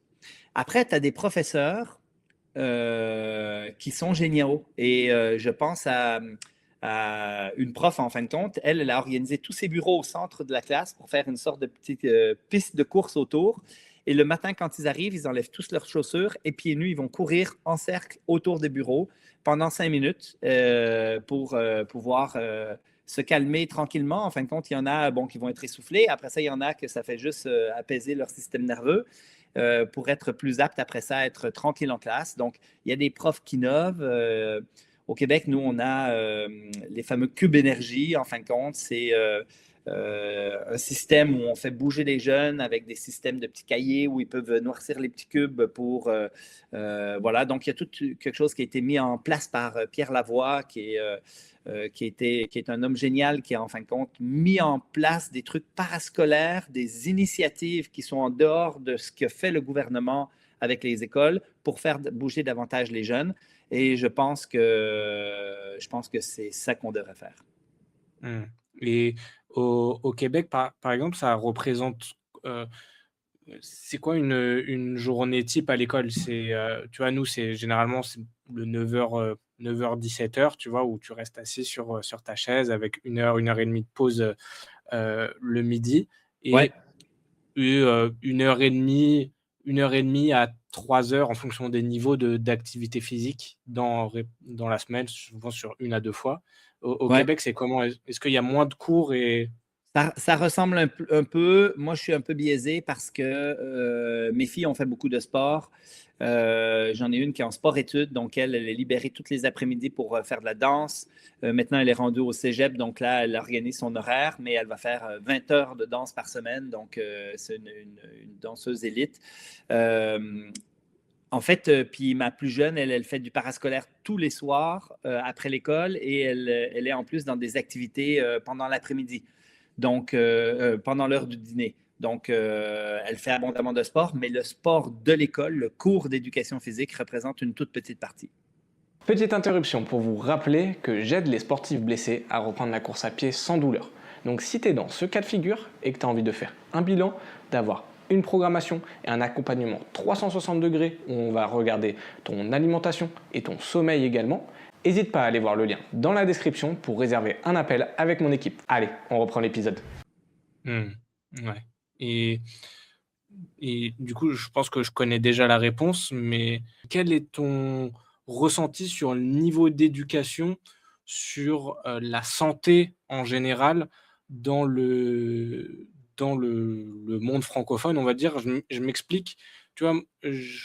Moi, quand j'exerçais en cabinet, j'ai fait une petite pause cette année, mais les gens arrivaient avec des douleurs, des problématiques, mais Hem, les basiques que l'on a déjà énoncées, c'est-à-dire l'alimentation, le Ouais. sommeil, avec tous les déficits que ça peut apporter, le seuil de tolérance à la douleur et cetera, en fait, n'étaient pas maîtrisés et du coup, même moi en tant que professionnel de santé, même avec toute la bonne volonté du monde, j'ai beau faire un bon bilan, identifier les bons déficits et cetera, et ben, je ne vais pas avoir les leviers nécessaires. C'est quoi toi ton avis là-dessus? Et du coup, si je repose ma question initiale, quel est ton ressenti sur le niveau d'éducation, sur la santé dans le monde francophone? Euh, je dirais moyenne, relativement faible sur certains paramètres. Après ça, tout le monde sait qu'il faut bien manger, tout le monde sait qu'il faut faire de l'activité physique. Par contre, si tu demandes à quelqu'un est-ce que tu manges bien, la majorité vont dire oui, je mange relativement bien. Donc, le bien est très laxiste. Les définitions sont très variables et individuelles. On ne veut pas trop se culpabiliser non plus. Donc, si on dit à quelqu'un, est-ce que tu es actif? Oui, je vais marcher tous les jours. Alors, est-ce que les gens savent exactement c'est quoi la recette pour la santé, c'est-à-dire les recommandations officielles? Ça, je ne pense pas. Écoute, je donne des conférences partout, on donne des formations partout. Les professionnels de la santé essayent de contaminer les patients de tout ça.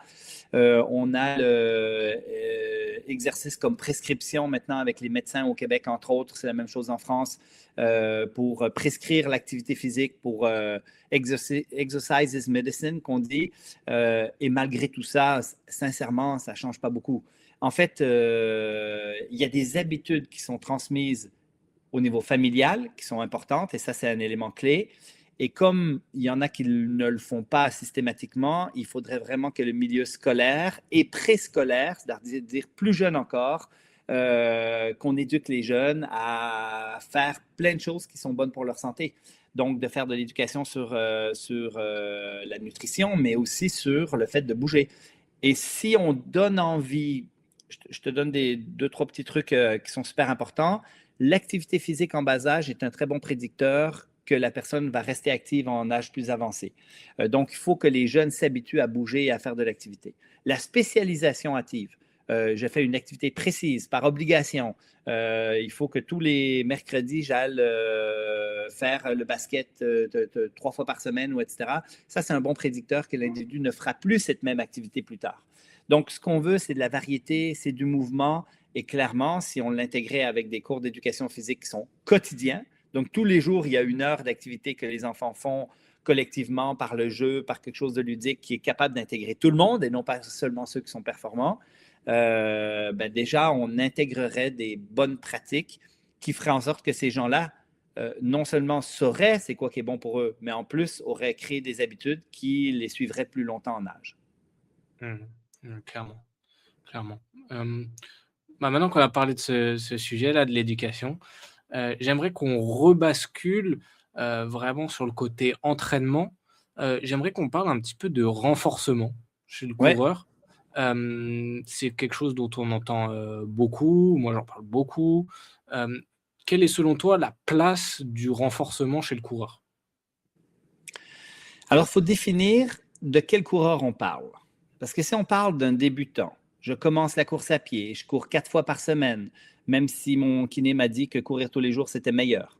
J'arrive à mettre dans mon horaire 4 fois par semaine. Je n'ai pas compris que 5 minutes, ça comptait. Donc, et là, je cours 20, 30 minutes de jogging 4 fois par semaine. Cette personne-là, il faut qu'elle commence par courir. Il ne faut pas qu'elle commence par faire de la muscu. En fait, la muscu, c'est super bon pour la santé. Surtout pour les membres supérieurs, parce que quand tu cours, tu viens stresser tes membres inférieurs, mais pas tellement tes membres supérieurs. Donc, après, ça dépend aussi de ce que tu fais dans ta vie de tous les jours, parce que si tu fais du jardinage, ben, tu stresses tes membres supérieurs, tu stresses ton dos, tu stresses ton organisme de façon générale.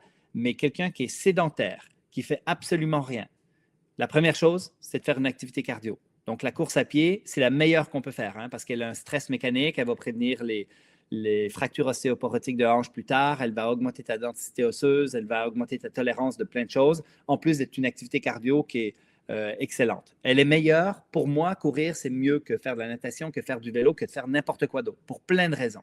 Et on a plein de raisons scientifiques de dire ça aujourd'hui. Après, au moment où tu cours, puis tu te dis, bon, ben, moi, j'arrive à courir, admettons, minimum 4 fois par semaine, 30 minutes. Là, ça peut être intéressant de dire, ben, je vais rajouter de la muscu. Et puis après ça, tu as le coureur qui, lui, veut faire de la performance. Il court 80 km par semaine, 60 km par semaine, et puis il veut améliorer son chrono sur 10 km. Ben, la muscu peut améliorer l'économie de course pour améliorer ses performances. À l'opposé, le Kenyan qui, lui, court 200, 220, 240 km par semaine, lui, si tu lui dis fais de la muscu, ben, d'abord, ça va être un long apprentissage. Non seulement il n'a pas l'accessibilité à l'ensemble du matériel pour faire de la vraie muscu, mais en plus, il va falloir qu'il coupe des entraînements de course pour pouvoir faire de la muscu. Et la question, c'est ce qui va mieux performer? Probablement pas. Donc, à ta question, ça dépend vraiment le type de personne que j'ai en avant de moi pour savoir si c'est pertinent en lien avec ses objectifs. Tu vas améliorer les performances, ça peut être pertinent à partir d'un certain temps. Au début, ce qui est le plus payant, c'est de courir. Après un certain temps, le rajout de muscu peut être pertinent, mais bien fait. On parle de pliométrie et de lourd. On ne parle pas de petites muscu stabilisatrices. Ça, c'est très bon pour la prévention des blessures, mais pas nécessairement pour améliorer la performance. Et puis après ça, tu as celui qui a des habitudes de gros millage, de gros volume, et qui, lui, si jamais il veut intégrer de la muscu, il faut qu'il non seulement qu'il ait la disponibilité, mais en plus qu'il enlève des entraînements de course en lien avec la fatigue créée par la muscu. Et là, la question, c'est est-ce qu'il va être aussi économique en rajoutant ses muscles, mais en coupant de la course qu'en faisant de la course? Pas sûr. Très clair.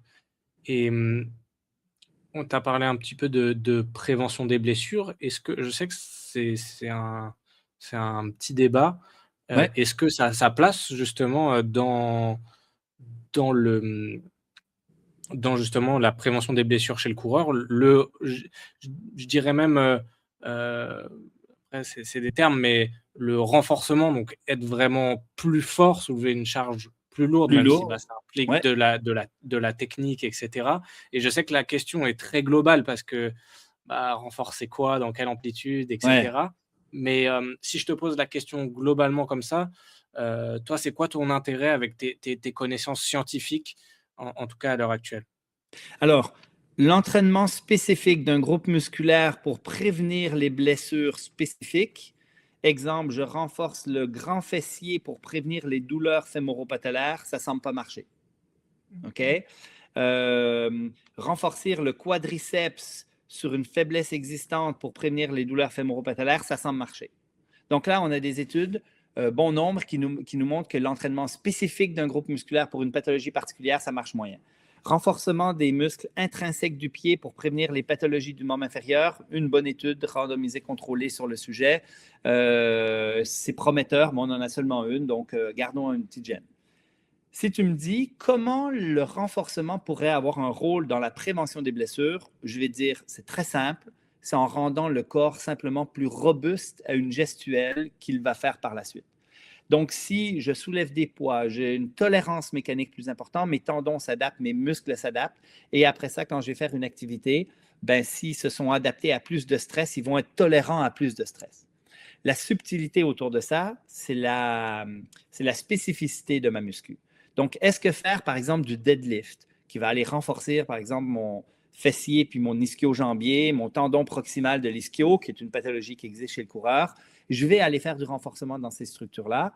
Est-ce qu'à partir de ça, je suis moins à risque de développer l'ensemble des pathologies du coureur? Ben, pas certain. Peut-être des pathologies d'ischio, peut-être des pathologies de...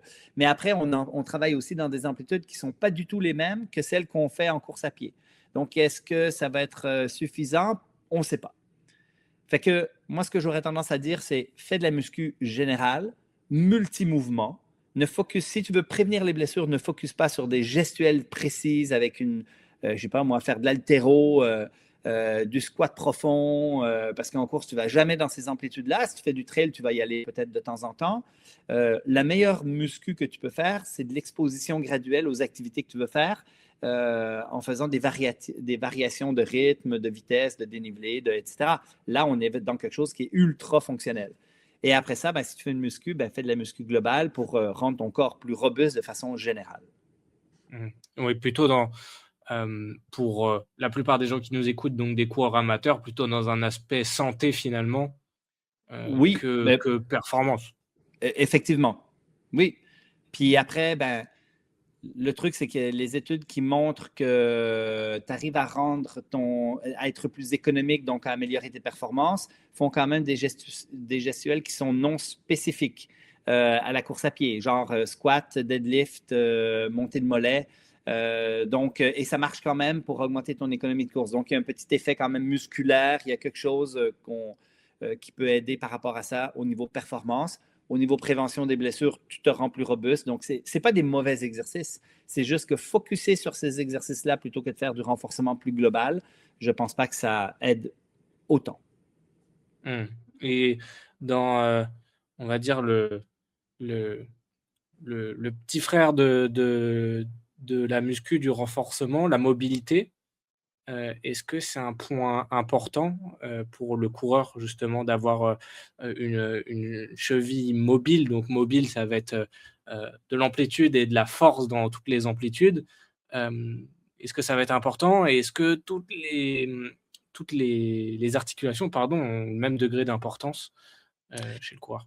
Ben, en fait, la question que j'ai envie de te poser, c'est si tu veux être mobile à une articulation, à un segment pour aller dans une amplitude particulière, c'est parce que tu en as besoin dans ton activité fonctionnelle.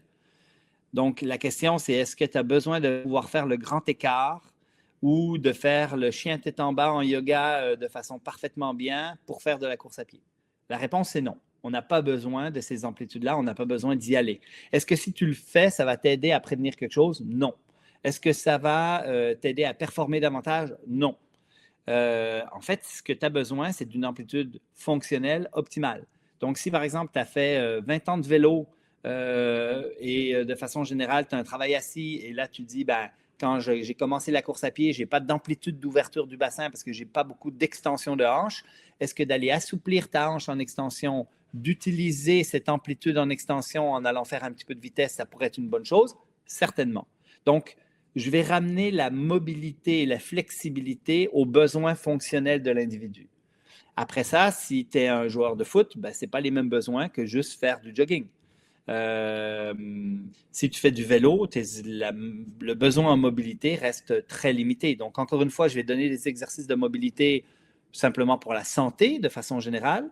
Mais si c'est dans un objectif de performance, il faut le personnaliser. Et si c'est dans un objectif de prévention des blessures, là, on n'a à peu près rien. Donc, même si toi, tu as des chevilles plutôt raides, on mesure ta flexion dorsale de cheville avec des mesures qu'on fait en physio classique et ben, tu es dans le 10% des plus raides de la population, ça ne change rien. Tu es raide, comme il y en a qui sont souples, mais ça ne change rien sur l'incidence des blessures. Ok, même par exemple sur une population de trailers, etc., il n'y a pas de... Ben, en fait, Ça c'est n'a que pas démontré. non, effectivement. Et là, je te vois venir parce que tu vas dire, ouais, mais le trailer, il a besoin de plus de mobilité, de flexion dorsale de cheville que le coureur de route parce qu'il monte des côtes, parce que, etc. Bah, s'il en a besoin de plus et qu'il fait de l'exposition graduelle en allant en sentier et en allant en trail, bah, qu'est-ce qu'il va se faire? Il va se mobiliser dans des amplitudes nouvelles auxquelles il va gagner de l'amplitude, il va gagner de la force, il va gagner en fait, compte de la capacité à faire cette activité fonctionnelle en s'exposant graduellement. Oui, donc exposition graduelle, y aller progressivement, ça va être Et, bien plus important que d'aller travailler vraiment spécifique pour aller atteindre une valeur, une potentielle valeur repère ou quoi. exactement. Et Mmh. pour faire une petite parenthèse, il y a quelques auteurs qui avaient proposé dans la venue du minimalisme, quand le minimalisme est arrivé il y a quelques années, ils disaient, ah, attention, il faut avoir des prérequis pour pouvoir utiliser du minimalisme. Une mobilité X, une proprio, une capacité à tenir en équilibre tant de secondes et de la force des fléchisseurs plantaires, être capable de monter tant de fois sur la pointe des pieds. Et on avait des prérequis simplement parce qu'on disait ben, le minimalisme est plus exigeant sur ces structures-là, donc il faut avoir ces prérequis pour pouvoir l'utiliser. Et moi, je disais, mais non, attends, tu as juste à aller 1 minute et puis tu vas aller travailler et le jour après, tu iras pour 2 minutes et 3 minutes et 4 minutes et tu vas par exposition graduelle gagner tes amplitudes, gagner la proprioception et gagner la force que tu as besoin pour faire ton activité. Et c'est la même chose pour tout aujourd'hui. Ouais, très clair. Très, très clair. Et on va dévier légèrement, mais mais bon, va y avoir aussi cette question d'amplitude. Il y a pareil, un autre débat, c'est sur la technique de course. Est-ce qu'il existe une technique de course meilleure qu'une autre pour performer, pour pas se blesser? Oui. Alors, la réponse est oui. Il y a des techniques de course qui sont protectrices et il y en a qui sont plus efficaces. OK? Donc, si tu me dis, c'est quoi la meilleure technique pour réduire le stress sur une hanche qui est en arthrose? Je vais te dire, c'est des comportements de modération d'impact qui sont ultra efficaces. Donc, c'est une cadence élevée, c'est aucun bruit quand tu cours, puis tu cours sur la pointe de pied. OK? Là, le niveau de stress sur ta hanche est diminué de façon très importante. Donc, pour un sujet particulier, pour une condition particulière, pour une pathologie, pour une articulation particulière, il y a des manières de courir qui sont plus protectrices que d'autres. Si jamais tu me dis comment je peux faire pour stresser ma hanche au maximum parce que je veux avoir un gros cartilage épais à la hanche et je veux stresser ma hanche, je vais te dire tu cours avec une cadence lente en attaquant du talon avec des grosses chaussures maximalistes. Là, tu as une bonne recette pour pouvoir bien stresser ta hanche. OK? Donc, après ça, moi, comme thérapeute, je vais personnaliser ma prescription au niveau de la technique de course.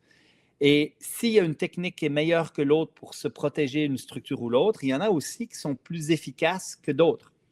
Il y a des techniques qui ont une économie de course plus élevée. Exemple, la cadence.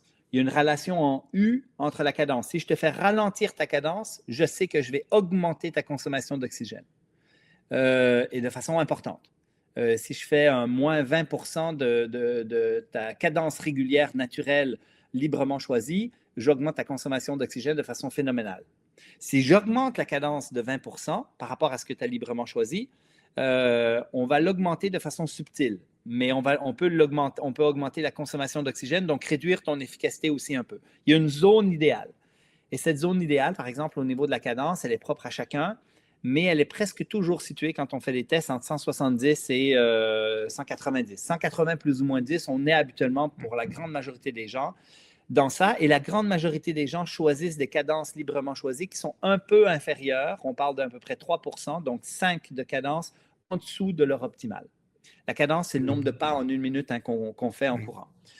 Donc oui, il y a des techniques plus efficaces, il y a des techniques moins efficaces. La question, c'est si je regarde quelqu'un courir, est-ce que je suis capable de dire « Ah, toi, tu n'es pas efficace, toi, tu es efficace, toi, tu n'es pas sécuritaire, toi, tu es sécuritaire. » Alors, dans une certaine mesure, je suis capable de mettre de l'avant certains éléments, mais il y en a quand même… on est très mauvais au visuel pour dire c'est qui est économique au niveau énergétique.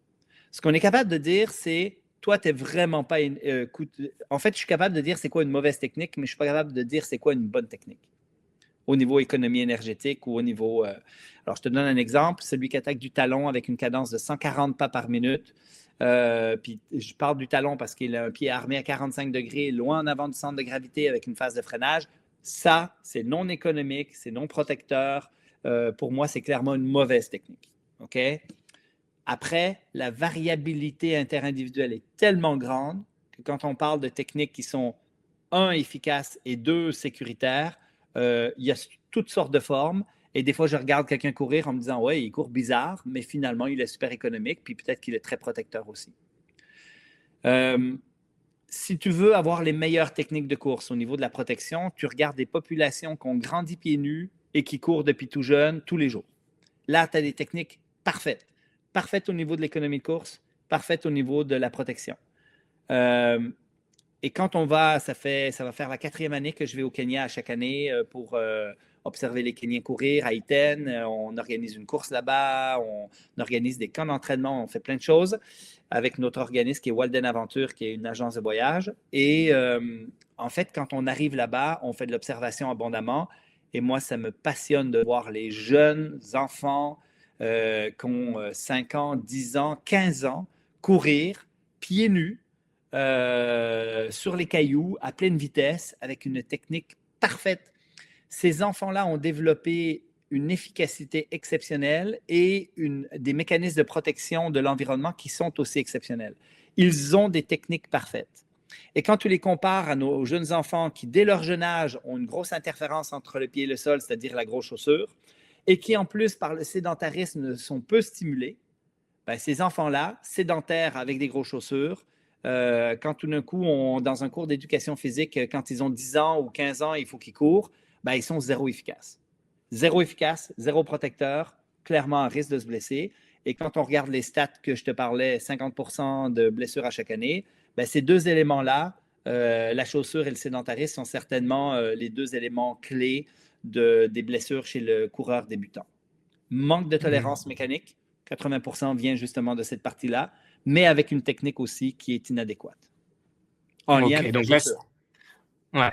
Donc là, si on a des parents qui nous écoutent, toi, ta recommandation, ce serait de tout de suite mettre les enfants pieds nus le plus tôt possible. Les enfants doivent… Et là-dessus, il y a consensus scientifique. Il n'y a pas un scientifique, quelqu'un, en fin de compte, dans le monde qui est censé aujourd'hui, qui dit les enfants devraient avoir des chaussures en bas âge. En fait, il faut que tu laisses tes enfants le plus longtemps possible pieds nus. Ça, il n'y a aucun doute là-dessus. La question, c'est quand est-ce et comment on intègre la chaussure dans une exigence sociale, parce que quand on va à l'école, malheureusement, ben, on veut des chaussures. Puis nous, au Québec, ben, on a 6 mois de neige et d'hiver où il fait quand même froid. Il y en a qui courent quand même pieds nus dans la neige, hein, mais ça reste quand même frisquet. Donc, on a des chaussures. Quel type de chaussures porter chez les enfants? Et chez les enfants, ben, c'est clair et précis. Il faut que l'ensemble des chaussures de l'enfant mime le pied nu. Donc, le plus mince possible, le moins de drop, le plus de flexibilité, le plus léger possible. Il faudrait qu'idéalement que ce soit des mocassins de petites cuirettes le plus longtemps en nage. Et au moment où ils vont acheter des chaussures, il faut que ce soit des chaussures super minimalistes. Et je me permets une parenthèse parce qu'il y en a qui vont dire attention, la clinique du coureur, ils vendent une chaussure d'enfant parce qu'on a créé une chaussure d'enfant en fait. Et cette chaussure d'enfant, finalement, puis je peux te la montrer, elle est juste en arrière là. En fait, cette chaussure d'enfant, elle a toutes les caractéristiques. Et quand on a décidé de la produire, on s'est dit, on ne peut pas avoir de biais commercial, mais c'est inacceptable pour nous que les enfants et les parents n'aient pas de choix de chaussures adéquates aujourd'hui. Donc, on va produire une chaussure pour enfants et on a fait une chaussure qui est fit anatomique, zéro drop, mince, minimaliste, durable dans le temps. Et voilà. Et donc, on a des chaussures. Si tu veux, je prends 2 secondes pour aller t'en chercher. Ouais, vas-y, carrément. Ça ressemble à ça, la chaussure, en fin de compte, pour enfants, avec fit anatomique, zéro drop, super flexible. Et puis, on l'a décliné cette année en quelques couleurs, jaune, orange, bleu, les couleurs de la clinique du coureur et du coaching du coureur. Voilà. Pour ceux qui regarderont l'épisode, il faut aller sur YouTube, voir en images. Et du coup, il me vient une question. Du coup, est-ce que chez les jeunes enfants, si on s'écarte de la course, mais si on va même sur des sports collectifs, le football ou le soccer en Amérique du Nord, le rugby, le basket, est-ce que ça serait intéressant de faire pratiquer tous ces sports pieds nus, en fait, finalement, C'est sûr. très jeune? Ah, c'est sûr. En bas âge, c'est sûr. Après, encore une fois, on a la même question. Si tu vas au Brésil, les enfants qui jouent pieds nus au foot, il y en a plein, et ils vont se développer avec des tolérances mécaniques, une capacité à moins se blesser parce que d'une part, on a une augmentation de la tolérance, donc on a un pied qui est plus solide, qui est plus tolérant, des os qui vont être plus forts, mais aussi la capacité de bien gérer l'environnement, donc d'avoir une proprioception optimale, d'être capable d'amortir quand on saute au sol pour avoir des bons comportements de modération d'impact et non pas cogner avec une force d'impact importante.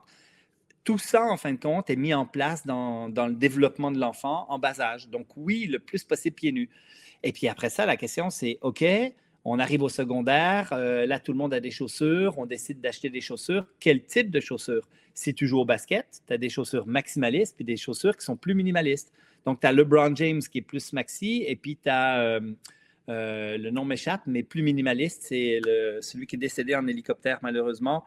Kobe Bryant. Kobe Bryant. Fait que les Kobe sont beaucoup plus minces que les LeBron. Fait que là, on est dans des choix, encore une fois, où tu peux te permettre d'avoir cette conscience de dire, je vais acheter des chaussures qui sont le plus près possible du sol. Et moi, quand mon garçon, maintenant qui a 27 ans, était plus jeune, j'avais pas de chaussures minimalistes pour courir, donc j'y achetais des chaussures de foot intérieur, de futsal, parce que c'est assez populaire au Québec. Et là, j'ai acheté des chaussures ultra minimalistes parce que bon nombre de chaussures de foot intérieur sont super minces. Le problème, c'est que ce n'était pas le fit anatomique. Et quand on parle de fit anatomique, on parle de la forme du pied et du respect de la forme du pied. La majorité de nos chaussures sont malheureusement trop étroites et trop minces. Et est-ce que toi, tu recommanderais tu vois, par exemple, moi qui cours avec quand même plutôt l'inverse, des gros drops, etc. Ouais. Parce Et que pourquoi? parce que j'y trouve un confort, un confort finalement au niveau tendon d'Achille. Je suis très raide des chevilles, donc en fait, ça me met dans ma position de confort très, très vite. Et tu as toujours couru avec ça? Et j'ai toujours couru avec ça, justement. OK. Parce que là, il y a un petit. Excuse-moi de te couper, mais il y a Non, quelque chose que tu t'inquiète. viens de dire qui est trop intéressant. En fait, le confort, parce qu'il y a des études qui ont été faites sur le confort. Est-ce qu'on est plus confortable dans des chaussures plus minces, plus épaisses? Le confort est très propre à ses habitudes. Donc, les habitudes que tu as eues dès le bas âge, peut-être d'avoir des chaussures un peu plus maximalistes ou comme bon nombre d'enfants, font en sorte que quand tu arrives à l'âge adulte, tu vas avoir plus de confort dans ces chaussures-là. Et comme le marché t'emporte vers des chaussures de plus en plus maximalistes, tu vas te désadapter de plus en plus à avoir moins de chaussures. Et là, là aujourd'hui, si je te dis va faire un petit jog avec une chaussure plus minimaliste, ça va être intolérable pour toi. Tu vas avoir un inconfort qui est significatif parce qu'on t'a pleinement habitué à ça. Alors, la question, c'est, au stade où tu es là, c'est est-ce que vraiment il faut que tu essayes le minimaliste et est-ce qu'il faut que tu changes? Peut-être pas. Et je dis souvent aux gens, si tu n'as pas de blessure, si tu ne veux pas améliorer tes performances, si tu es satisfait de ce que tu as et que tu as des habitudes, ne change pas tes habitudes. Parce qu'un changement d'habitude expose aux blessures. Donc, quelqu'un qui passe du maximaliste au minimaliste va augmenter son risque de blessure. À l'opposé de certains patients qui viennent me voir, où là, eux, ils ont des problèmes chroniques de genoux, ils ont des problèmes XY, ils veulent améliorer leur performance. Et là, je vais travailler avec eux pour faire une transition douce et progressive pour s'assurer qu'ils ne se blessent pas dans cette progression. Parce que là, par exemple, si je voudrais changer, je serais obligé justement d'ajuster mon volume, alors que là, je suis dans une phase où justement j'ai envie de monter mon volume pour me mettre sur des trails de plus en plus longs. Mais du coup, je ne peux pas chasser tous les objectifs à la fois. Ouais. Et du coup, ça me demanderait de faire ça plutôt loin, peut-être plutôt, tu vois, vraiment l'hiver pur, très très loin de la compétition à des très bas volumes. Alors, il y a deux choses. Certains ont l'impression que s'ils veulent migrer vers le minimalisme, qu'ils sont d'abord obligés de couper leur volume parce que ça va augmenter le niveau de stress. Mais ça augmente le niveau de stress sur le pied uniquement. Ça le réduit sur le genou, la hanche et le dos. OK? Donc, déjà, la question, c'est est-ce que toi, tu as une certaine fragilité ou un maillon, on va dire, faible au niveau pied, cheville, tendon d'Achille? Si c'est le cas, oui, il va falloir être graduel. Mais ce que moi, je vais te recommander, c'est la journée où tu ne vas pas faire de jogging, de trail avec tes grosses chaussures, fais un petit jogging pieds nus de quelques minutes, voire en chaussures minimalistes un petit peu plus, pour rajouter des stress sans nécessairement diminuer ton volume total dans la semaine. Bien évidemment, si là, tu es en train de pousser vers le haut ton volume et que tu es ici et là, tu es toujours dans la limite de ta tolérance et là, tu dis, OK, là, cette semaine, je fais 5 km de plus dans la semaine. Ma longue sortie, je rajoute un 2 km et puis là, tu pousses et puis que tu sors de Weekend Shock, ce n'est pas le temps d'intégrer du minimalisme, effectivement. Mais moi, j'ai beaucoup de gens, la saison morte, c'est une bonne période. La reprise de saison, c'est une bonne période. Puis après ça, dans des volumes où là, tout d'un coup, tu fais une charge et là, tu fais une semaine de décharge. Ben, dans ta semaine de décharge, tu pourrais augmenter ton temps parce que la semaine de décharge, elle est physiologique, elle n'est pas mécanique. Le stress mécanique, lui, le corps s'adapte il aime la constance au niveau du stress mécanique. Donc, si par exemple, tu fais 80 kg, 100 km, 120 km dans ta semaine, puis tu dis, OK, là, j'ai une semaine de récup à 60. À 60, c'est une bonne récupération physiologique, mais au niveau tolérance mécanique, tu tolères 120 sans te blesser. Et ça veut dire quoi? Ça veut dire qu'il y a plusieurs de tes petits jogs là-dedans que tu pourrais faire en chaussures plus minimalistes, voire pieds nus. Et puis, tu peux rajouter plus de muscu, puis plus d'autres activités qui sont stressantes parce que tu as de la marge sur le stress mécanique que tu peux appliquer, même si ton objectif, c'est de réduire ton stress physiologique pour te reposer d'un point de vue physiologique. Ouais, très clair. Là, c'est quelque chose que j'essaie de mettre vraiment plutôt dans ma vie de tous les jours, à la maison, essayer de pas marcher. Avant, j'avais l'habitude de marcher en claquettes, etc. Là, d'essayer d'être pieds nus, même quand je vais à la salle. Là, maintenant, j'essaie d'être pieds nus. C'est pas tout le temps évident. Par exemple, en France, c'est compliqué d'aller à la salle et de pas avoir de chaussures puisque tu te fais tirer les oreilles. Mais là, par exemple, en Thaïlande, je le fais parce que même sur les mouvements, il y a toute une mécanique qui change, quoi, finalement. Mais c'est top, je vais essayer de mettre ça en place. Justement, j'ai plein de petits runs dans ma semaine, de petits micro-dosages et je vais essayer de mettre ça là-dessus. Et ce qui est intéressant dans ce que dis-moi. tu dis, c'est qu'on va à la salle de sport, on fait de la muscu, on va stresser nos genoux, on va stresser le dos, on va stresser notre corps au maximum. Tout ça dans un beau plâtre qui est la grosse chaussure moderne qui protège notre pied au maximum. Fait que tu fais du squat, tu fais plein de trucs et puis ton pied, lui, tu veux vraiment pas qu'il travaille trop. Ça ne fait pas de sens. Non, ouais, carrément. Carrément. Et surtout que c'est le début de la chaîne, quoi, finalement, en course à pied, le pied. Et si je reviens un petit peu sur la technique, du coup, on a dit qu'il y avait potentiellement une technique idéale. Est-ce que ça se travaille? Est-ce que ça vient naturellement? Est-ce que quand je suis débutant, je dois chercher à travailler ma technique ou c'est quelque chose qui se peaufine avec le temps? Alors, la technique se peaufine avec le nombre de répétitions de courses que vous allez faire. Donc, le nombre de sessions, le nombre de kilomètres va raffiner inconsciemment votre technique de course pour qu'elle devienne de plus en plus sécuritaire et de plus en plus efficace. quand on suit des athlètes de haut niveau sur leur économie de course, on observe des améliorations de l'économie de course sans qu'ils aient rien fait d'autre que juste courir. On a des bons exemples avec Paula Radcliffe. En fin de compte, on regardait son VO2 qui est un petit peu variable d'une année à l'autre, mais qui est assez stable. Mais par contre, son économie de course qui s'améliore et la consommation d'oxygène pour un même kilomètre qui diminue.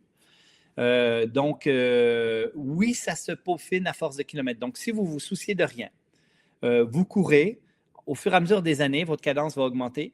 Et puis, vous allez devenir de plus en plus protecteur et efficace dans votre technique de course. Le point, c'est il y a une chose qui interfère grandement avec l'efficacité et la biomécanique de course, et c'est la grosse chaussure moderne. Donc, un débutant qui commence avec des grosses chaussures, s'il n'a pas comme les Kenyans 10-15 ans de course pieds nus, où il a intégré et cristallisé une technique de course parfaitement idéale, et là, on lui met des grosses chaussures et ça ralentit à peine sa cadence parce qu'il garde cette cristallisation-là, cette technique de course-là sera, on va dire, peu altérée parce qu'il y a quand même une altération qui est observée, mais qui est quand même peu importante. Ce n'est pas du tout la même chose que la personne qui décide de commencer à courir. La personne a 25 ans, 30 ans, et puis là, elle décide de se mettre en forme. Elle achète une belle grosse chaussure dans une boutique, parce que d'ailleurs, c'est tout ce qu'on y vend. Hein. On n'y vendra jamais autre chose. C'est ça qui est disponible, c'est ça qu'on va y vendre, c'est ça qu'on va y recommander. Et puis, elle achète cette grosse chaussure, et cette interférence entre le pied et le sol va induire chez ce coureur débutant, cette coureuse débutante, une réduction de la cadence, une augmentation de l'attaque talon et une augmentation des forces d'impact. La raison numéro 1 pour laquelle il y a une altération de la mécanique protectrice et sécuritaire de course, c'est parce qu'on a une grosse chaussure. Donc, le débutant doit commencer avec une chaussure qui interfère le moins possible. Dans un monde idéal, tu prends quelqu'un et tu le fais courir pieds nus. S'il est en Thaïlande, s'il est dans le sud de la France, s'il a un accès à un tapis roulant qui est ferme et dur, ben, tu le fais courir pieds nus pour qu'il développe des biomécaniques protectrices et efficaces dès le début. Donc, je me suis égaré par enthousiasme sur ta question. Est-ce que j'y ai répondu? Je ne me souviens même plus c'est quoi. Bah oui, c'était sur est-ce que ça se travaille? Est-ce qu'un débutant doit le travailler? Et, Ah oui. Et est-ce que, par exemple, est-ce qu'on doit mettre à un certain niveau dans sa semaine des séances focus technique, par exemple? Alors, je fais peu ça. La première chose que je fais, c'est je dis, si tu veux avoir une bonne technique, il faut que tu cours souvent. Donc, idéalement, cours tous les jours. Ça, c'est la première chose. La deuxième, il faut que tu aies une interférence qui n'interfère pas avec ta technique. Donc, commence avec des chaussures minimalistes. La troisième chose, c'est que je peux te donner des conseils ultra simples qui font en sorte que la probabilité que tu développes une bonne technique dès le début soit grande et que tu intègres cette technique-là sur le long terme. Faire des petits pas, 180 plus ou moins 10, faire peu de bruit avec une chaussure minimaliste. Si tu as ces trois conseils-là, sincèrement, et que tu cours en plus tous les jours, et dès le début, tu intègres ces bonnes techniques-là, moi, j'ai besoin de rien d'autre. Je vais donner un autre cas. La personne, ça fait 2 ans qu'elle court. Elle court avec des grosses chaussures. Elle a une cadence de 140, 145, 150 pas par minute.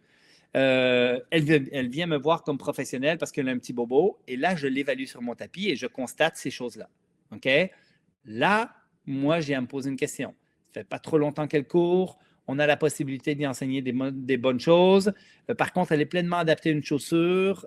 Où est sa blessure? Est-ce que je lui recommande une chaussure minimaliste ou pas? Je me pose la question. Est-ce que je lui donne des conseils sur la cadence, entre autres, parce que ça, c'est un conseil qui est simple, qui est efficace et qui n'est pas dangereux. À l'opposé de dire à quelqu'un, fais pas de bruit quand tu cours. Là, des fois, l'intégration de pas de bruit va l'amener sur l'avant-pied puis il va se développer des nouvelles douleurs au tendon d'Achille. Il faut être prudent. Donc, on va lui donner des conseils de course qui sont intégrés graduellement et là, il va intellectualiser, par exemple, sa cadence. Et il va dire, ben, au début de chacun de mes entraînements, je m'assure d'être à 180 plus ou moins 10, admettons, ou plus 10% que la cadence que j'avais, et je vais faire des plus petits pas pour intégrer cette technique-là pendant 1 minute, 2 minutes, 3 minutes, 5 minutes, 10 minutes, et après ça, je cours naturel. Et au fur et à mesure du temps, j'augmente le temps passé en chaussures plus minimalistes, avec des cadences plus élevées, avec peut-être moins de bruit, et ainsi de suite. Et là, il l'intègre de façon douce et graduelle pour avoir une technique plus efficace. Et après, il y a celui qui vient me voir qui dit, écoute, moi, ça fait 20 ans que je cours, je fais 2h30 sur marathon, 2h31, mais je veux briser le 2h30. Je veux absolument avoir le 2h29. Ben, puis là, j'ai un entraîneur qui pousse ma physiologie. On a testé plein de trucs.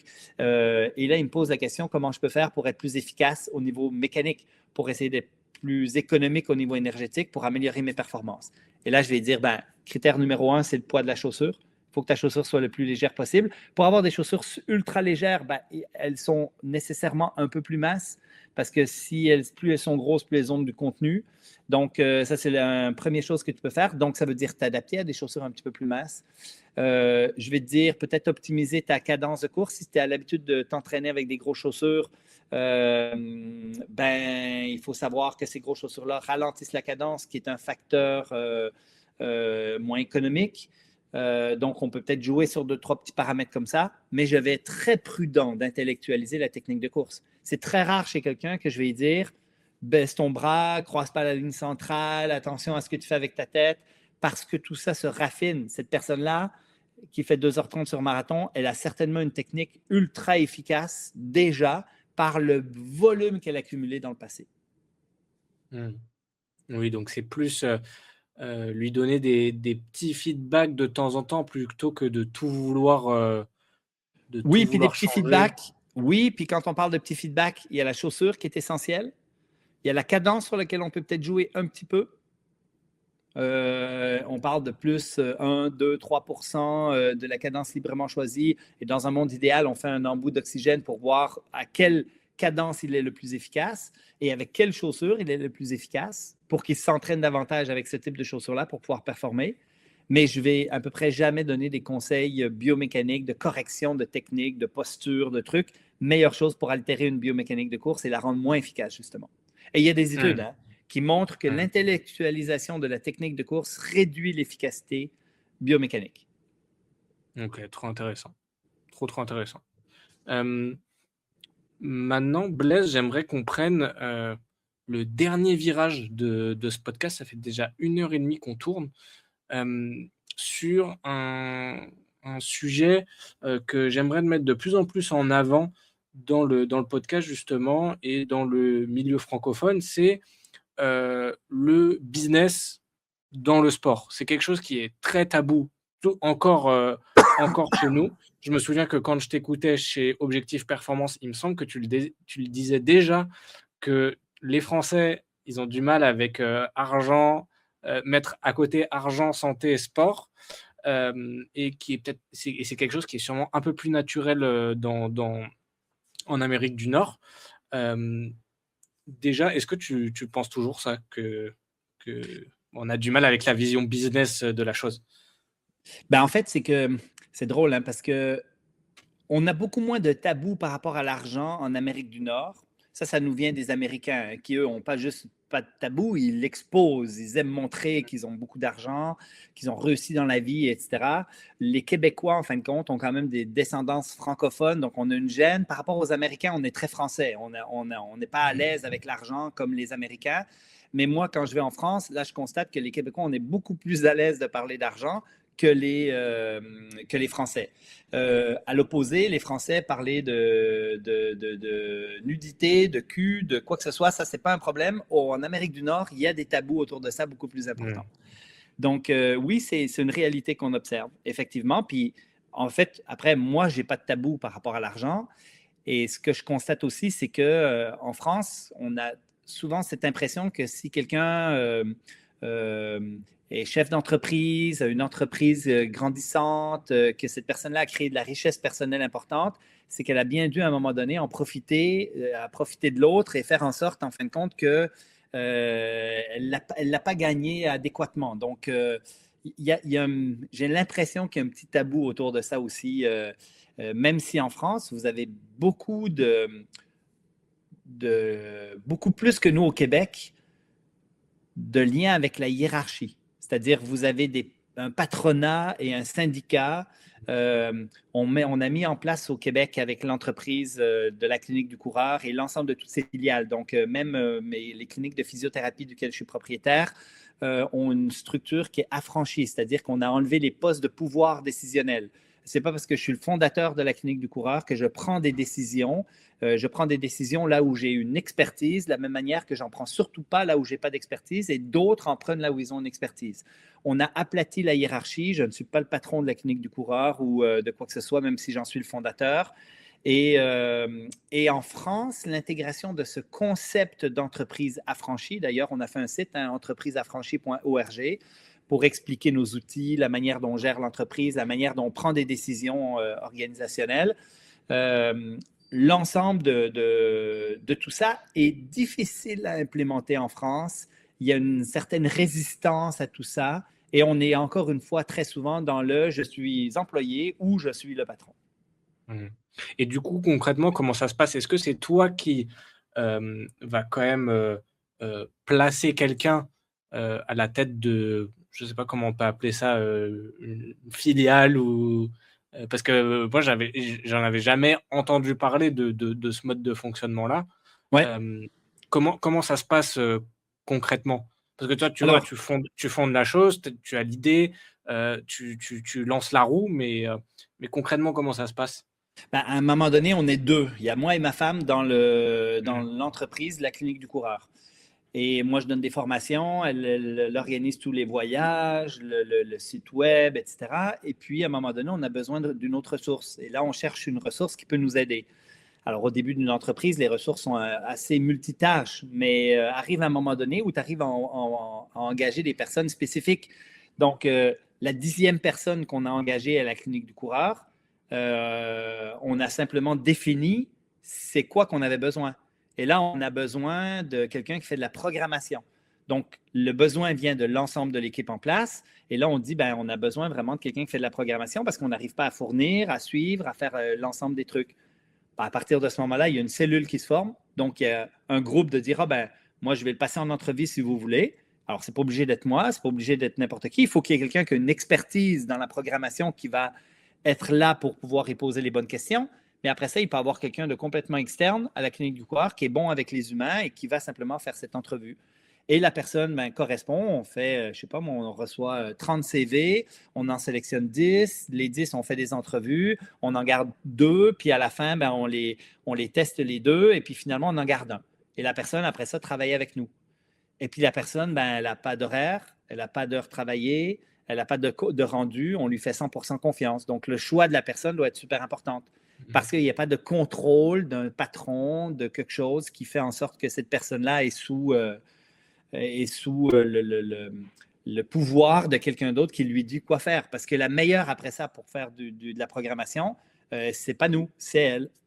Donc, elle va Mmh. échanger avec les autres experts du domaine et ils vont s'auto-coacher et ainsi de suite.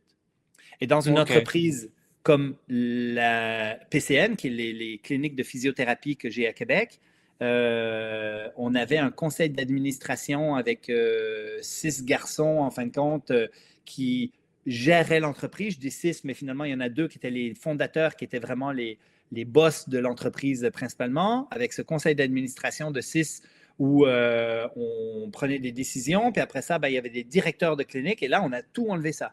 On a dit, OK, c'est qui est le meilleur pour faire les finances, c'est qui est le meilleur pour faire le marketing, c'est qui est le meilleur pour faire les ressources humaines, les relations humaines. Et puis, on a des personnes dans leur poste d'expertise qui vont avoir une liberté d'action qui est totale parce que c'est eux les meilleurs pour le faire. Donc, on a enlevé les postes de pouvoir où on dit aux gens quoi faire. Il faut que les gens soient capables d'exprimer leur leadership à travers une organisation pour faire profiter cette organisation au maximum. Alors après ça, il y a des règles. Quand on prend des décisions, si tu veux prendre une décision, ben, il faut que tu consultes et les concernés et les experts avant de pouvoir prendre une décision. Et si la décision, elle est d'envergure, qu'elle coûte beaucoup de sous, par exemple, ben là, il faut que tu partages l'imputabilité de ta décision avec des collègues par un processus qu'on appelle le consentement, qui est, on fait une sorte de votation collective autour d'un sujet pour savoir si c'est une bonne chose pour l'organisation.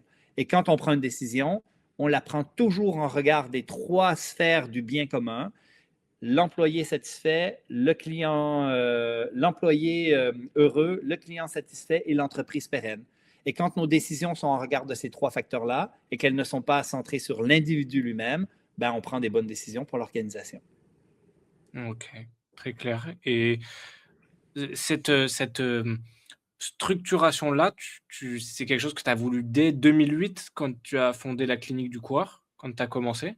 Alors, ça s'est fait organiquement avec la clinique du coureur par le style managérial que moi j'avais, parce qu'au début, c'est la compagnie que je fonde. Donc, je fonde la compagnie, on engage une, deux, trois personnes, mais quand tu es trois, tu es quatre, tu es cinq, c'est très collégial. Tu te parles, c'est assez simple. Arrive un moment donné où la grosseur de l'entreprise me dit, OK, mais là, on a pris une décision, elle n'était pas optimale, comment on aurait pu faire mieux? Et là, ben, en se posant cette question-là, on se dit, OK, ben, peut-être qu'il y a certaines décisions. Clairement, il faut que la personne qui prenne cette décision-là partage l'imputabilité et la décision avec d'autres collègues pour s'enrichir de l'intelligence et de la créativité collective, pour s'assurer de prendre la meilleure décision pour l'organisation. Et c'est là où on commence à se poser des questions et à mapper, en fin de compte, à dire, OK, on va se créer un outil décisionnel. Comment on prend une décision à l'intérieur de l'organisation? Donc, on a créé un outil sur comment on prend une décision. Tout simple. Et ça se fait de façon assez organique, assez structurée. On part une compagnie en France et là, on a deux personnes en France, Flavio et Florence, qui sont comme les leaders de l'entité française. Eh ben, on leur donne la liberté de déterminer c'est quoi un salaire qui fait du sens pour le travail qu'ils font. On leur donne la liberté de prendre des décisions. Mais avec cette liberté vient le fait de partager les décisions avec les autres dans l'organisation. C'est-à-dire, on ne peut pas être affranchi seulement nous envers nous, mais il faut l'être aussi envers les autres. Et ben, c'est comme ça qu'on a créé l'entreprise France avec les principes affranchis. Et ça n'a pas été simple, hein, ça a été parfois un peu compliqué. Mais voilà. OK. Et et du coup, tu m'as dit que tu avais réussi à déléguer assez rapidement, des tâches. Tu as embauché très vite, 2-3 personnes, non, c'est ça? Oui, ben, en fait, à PCN, on engage 30, 40 personnes à chaque année. On engage 20 kinés à chaque année. Pour simplement suffire à notre croissance qui est importante. À la clinique du coureur, en fait, c'est qu'on engage des nouveaux speakers, on engage des nouvelles personnes. Aujourd'hui, on est 10 au Québec dans le corps, dans l'organisation. On n'a pas besoin aujourd'hui d'engager davantage. Et on a sur le site d'entrepriseaffranchie.org un dépôt de candidature spontanée. Donc, toutes les semaines, on reçoit quelqu'un qui, en fin de compte, a le désir de travailler avec la clinique du coureur. Donc, si jamais on a besoin d'une ressource quelconque, la première place où on va voir, c'est dans cette banque de personnes intéressées à travailler avec nous. Et puis, ben voilà, donc là, si tout d'un coup on a besoin d'un programmeur, on a besoin de quelqu'un en communication, on a besoin, ben, on fait un appel à candidature après avoir vérifié ceux qui sont intéressés à travailler avec nous. Et voilà, donc oui, il y a eu une croissance de la clinique du coureur qui nous a permis aussi de se spécialiser. Tu sais, au début, tu fais tout comme entrepreneur. Tu touches à tous les domaines. Tu fais ton marketing, tu fais tes médias sociaux, tu fais et puis là, tout d'un coup, tu deviens quelqu'un qui devient plus ressources humaines parce que là, tu as engagé 4-5 personnes. Et là, ben, c'est de s'assurer que ces personnes-là travaillent bien ensemble, s'organisent bien ensemble. Et c'est là où tu commences à créer des outils, à commencer à structurer des choses et à dire, OK, comment on peut être plus efficace collectivement, mais comment on peut surtout chacun être davantage sur son X, c'est-à-dire être sur ce qu'on est bon et ce qu'on aime et ce qu'on crée de la valeur pour l'organisation, et non pas d'avoir des tâches qui nous emmerdent, qu'on n'aime pas et puis qui créent peu de valeur. Donc, à un moment donné, il y a des choses qu'on n'a plus envie de faire. On dit ça, j'aurais envie de déléguer. Et à chaque année, ben, finalement, on remet des choses sur le milieu de la table. Et puis, on se dit, bon, ben là, avec tout ça, est-ce qu'il y en a qui veulent prendre ou pas? Et sinon, ben, il faut qu'on engage quelqu'un qui va prendre en charge l'ensemble de ces choses-là. Et c'est là, en fin de compte, que l'équipe grossit. Et ben, quand tu engages de façon régulière, ça te permet de te spécialiser aussi dans les choses dans lesquelles tu es le meilleur, sur ton X. Mmh. Mmh. Et aujourd'hui, toi, tu t'occupes de quoi dans la clinique du coureur? Parce que tu m'as dit tout à l'heure que tu continuais quand même à former et Oui, cetera. Je suppose que tu t'occupes aussi de l'image, bah, comme tu fais là avec le podcast, de l'entreprise aussi. C'est quoi ton rôle aujourd'hui dans la clinique du coureur? alors, dans la clinique du coureur, et c'est la même chose à PCN, je travaille dans les deux pôles extrêmes, on va dire. C'est-à-dire, exemple à PCN, je suis un clinicien. Je suis un physiothérapeute qui voit des patients. Donc, je reste connecté à la réalité du terrain comme professionnel sur le suivi, le traitement, etc. De l'autre bout du spectre, en fin de compte, je suis beaucoup dans l'intégration d'une culture affranchie, de comment on peut travailler ensemble au niveau de la gouvernance, au niveau des pouvoirs, en fin de compte, comment on peut s'organiser autour de ça. J'ai des rôles à jouer aussi au niveau de l'actionnariat chez PCN et des petits rôles aussi au niveau de la qualité parce que je travaille avec la clinique du coureur et je suis connecté à la qualité un peu. Donc, je vais dire, veille de marché d'un côté, culture, gouvernance versus clinicien. Ça, c'est APCN dans les cliniques de physiothérapie. À la clinique du coureur, c'est un peu la même chose. Je suis enseignant, donc je continue d'enseigner les bonnes pratiques. Je fais de la création de contenu d'enseignants, donc des diapositives, de la science, etc., en lisant la science et en essayant d'élaborer autour de ça. Et de l'autre côté, ben, j'ai des rôles à jouer qui sont plus au niveau de, encore une fois, la culture, la gouvernance, la gestion très macro, on va dire. Mais sur les médias sociaux, par exemple, je repartage ce qu'on me donne, mais ce n'est pas moi qui monte mes reels, ce n'est pas moi qui fais les coms. En fait, je réponds beaucoup au niveau communication, à faire des podcasts, faire des entrevues, faire des trucs comme ça, parce que j'ai un rôle justement d'enseignant avec des connaissances. C'est là-dessus qu'on m'interroge. Puis maintenant, on commence à m'interroger comme entrepreneur au niveau de la gestion et c'est intéressant aussi, j'aime beaucoup ça. Mais c'est beaucoup plus, encore une fois, sur des expertises que simplement je divulgue, mais ce n'est pas parce que c'est moi le visage de la clinique du coureur. Et puis, la clinique du coureur a fait le coaching du coureur, a fait Walden Aventure. Walden Aventure, c'est une agence de voyage. Elle a les événements, la clinique du coureur, qui est un OBNL, un organisme à but non lucratif, en fin de compte, qui organise des événements. Donc, on en a un au Kenya, on en a bientôt un en France. On en a à Lac-Beauport au Québec, on en a 2, une course de route et une course de trail. Et puis, il y a des leaders de l'ensemble de ces organisations-là. On a aussi de l'immobilier, on a un parc de chalets et de trucs pour location, pour faire des expériences, pour faire plein de petites choses. Donc, on a des leaders de l'ensemble de ces trucs-là. Et une des choses que je fais, en fin de compte, c'est qu'on se réunit entre leaders d'organisations pour échanger sur l'entrepreneuriat, augmenter nos niveaux de compétences dans la gestion, dans l'organisation, dans les orientations stratégiques, dans comment faire plein de choses, voilà, au niveau de l'entrepreneuriat. Génial. Et aujourd'hui, ça représente quoi, on va dire, PCN, la clinique du coureur, le coaching du coureur, niveau chiffre d'affaires, niveau employé, salarié, je ne sais pas quel terme employé. PCN, on est à peu près à 28 millions de chiffre d'affaires, 15 cabinets, 330 personnes employées. C'est une belle grosse structure, beaucoup de leaders, beaucoup de gens qui sont très compétents à gérer plein de dossiers à l'intérieur. Donc, on a vraiment explosé le titre de président et de directeur et de conseil d'administration vers des tâches qui sont plus des responsabilités qui sont propres à différents individus. Donc, on a beaucoup de leaders dans l'organisation pour porter ça et ça va extrêmement bien. PCN évolue très bien, a une belle croissance. À chaque année, on engage plein de gens. Donc, ça, c'est une chose. Après ça, il y a la clinique du coureur qui a eu un COVID difficile. Donc, quand tu fais du présentiel en formation continue à travers le monde puis que tu as un COVID qui arrive, c'est compliqué. C'était, je dirais, un 3 ans de complexité de gestion. Maintenant, ça fait 2 ans que ça va très bien, que c'est relancé. La clinique du coureur, c'est 82 personnes grossièrement qui enseignent, qui travaillent. On a une équipe en France qui est indépendante, donc on a une entité légale qui est Running Education, qui est la France. La clinique du coureur, c'est un peu plus de 4 millions de chiffre d'affaires grossièrement. Avec une marge qui est quand même intéressante. Coaching du coureur, on s'approche du million de chiffre d'affaires, mais c'est une start-up, donc c'est en croissance. Et puis après ça, on a Walden Aventure qui est tout nouveau de cette année, qui gère nos formations avancées 2.0, les formations au Kenya et qui organise des courses un peu partout dans le monde. On a des forfaits pour aller faire des camps d'entraînement. D'ailleurs, si tu veux être le gestionnaire et organisateur d'un camp en Thaïlande, tu contactes Philippe Blouin, qui est notre leader, et il va t'organiser, il va te donner quelque chose clé en main qu'il faut bien que tu organises, à quel hôtel on va aller, qu'est-ce qu'il va faire. Et toi, tu deviens le coach de l'équipe qui va là-bas pour organiser tout ça. On te chapeaute là-dedans et tout est organisé.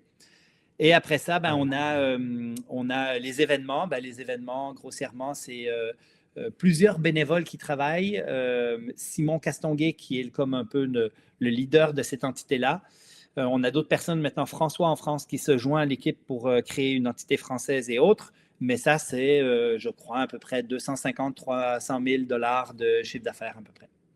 Donc, puis après ça, on a l'immobilier qui a un actif de 4 millions et quelques, mais avec une dette quand même considérable. Mais c'est quelque chose qui est en croissance et qui est un peu la retraite des salariés de la Clinique du Coureur International. On est 10 actionnaires dans cette entité où on a des chalets finalement des chalets, un bureau à Paris avec d'autres collègues, d'autres partenaires, mais en fin de compte, de l'immobilier qui prend de la valeur, qui se nourrit par soi-même. C'est du locatif court terme dans les chalets qu'on a. On en a 3 actuellement, on en a 2 encore à construire sur des terrains déjà possédés. Et puis, finalement, ça fait en sorte que d'ici 15 ans, on espère que ça va avoir une valorisation de 15 millions pour que chacun des membres de la Clinique du Coureur ait une retraite finalement, parce que quand tu es dans un organisme de formation continue comme on est, c'est très virtuel. Si tout d'un coup, demain, ça crache pour une raison quelconque, je pense à un COVID numéro 2 ou pire, ça peut être plus compliqué. Voilà. Okay. Mais je suis confiant que tout aille bien, mais quand on a parti l'immobilier, c'était vraiment cet objectif-là. Et maintenant, on arrive à faire des croisements. Walden Aventure organise des forfaits dans les chalets qu'on possède avec des enseignants de la Clinique du Coureur qui vont faire de la formation continue. Et on arrive à avoir de la convergence entre tous ces systèmes-là. Il y a un écosystème qui est cohérent entre immobilier, Walden Aventure, le coaching, la Clinique du Coureur, pour faire en sorte que, et événements aussi, pour faire en sorte que tout ça ait de la cohérence. Génial, magnifique, magnifique. Et ça, tu vois, c'est, on va dire, tes réussites. Est-ce que entre tout ça, il y a eu des échecs, des choses qui n'ont pas marché, des choses que tu as tenté de lancer, qui aujourd'hui n'existent plus, ou qui ont donné ce qu'il y a aujourd'hui parce que ça ne fonctionnait pas vraiment, tu vois? Alors ça, oui, beaucoup. Alors, j'ai été, je vais dire, chanceux dans ma vie entrepreneuriale. J'ai été accompagné par, et je suis par exemple aujourd'hui accompagné par un mentor, un chair tech, qui est Louis-Samuel Jacques, qui en fin de compte, qui lui, une fois par mois, je fais un meeting avec lui, j'apprends sur l'entrepreneuriat. Je suis dans des groupes d'entrepreneurs où on se réunit une fois par mois ou par 2 mois avec différents groupes pour parler d'entrepreneuriat. Donc, je m'enrichis énormément et ça me donne des connaissances qui m'amènent à pas trop me tromper. Ça, c'est une chose quand même importante. En fait, on apprend toujours de l'échec, on apprend toujours des non-succès. Après, en entrepreneuriat, on dit qu'il faut tomber souvent vers l'avant et de pas trop haut. L'idée, c'est d'avoir quand tu chutes, quand ça ne va pas, quand il y a un échec, ça ne soit pas un trop gros échec.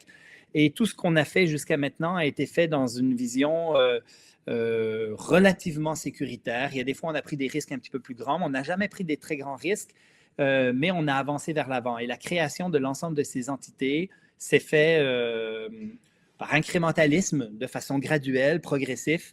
Et ça fait en sorte que la Clinique du Coureur, en 2008, quand elle se fonde, elle n'a pas de dette. Et elle commence à enseigner. On engage quelqu'un en lui disant, écoute, il faut qu'on crée minimalement tant de richesses, mais on arrive à employer une personne, puis une autre, puis une autre. Et on aurait pu certainement grandement accélérer notre croissance si on avait pris des risques importants que je n'ai pas pris dans les choix que j'avais faits dans le temps.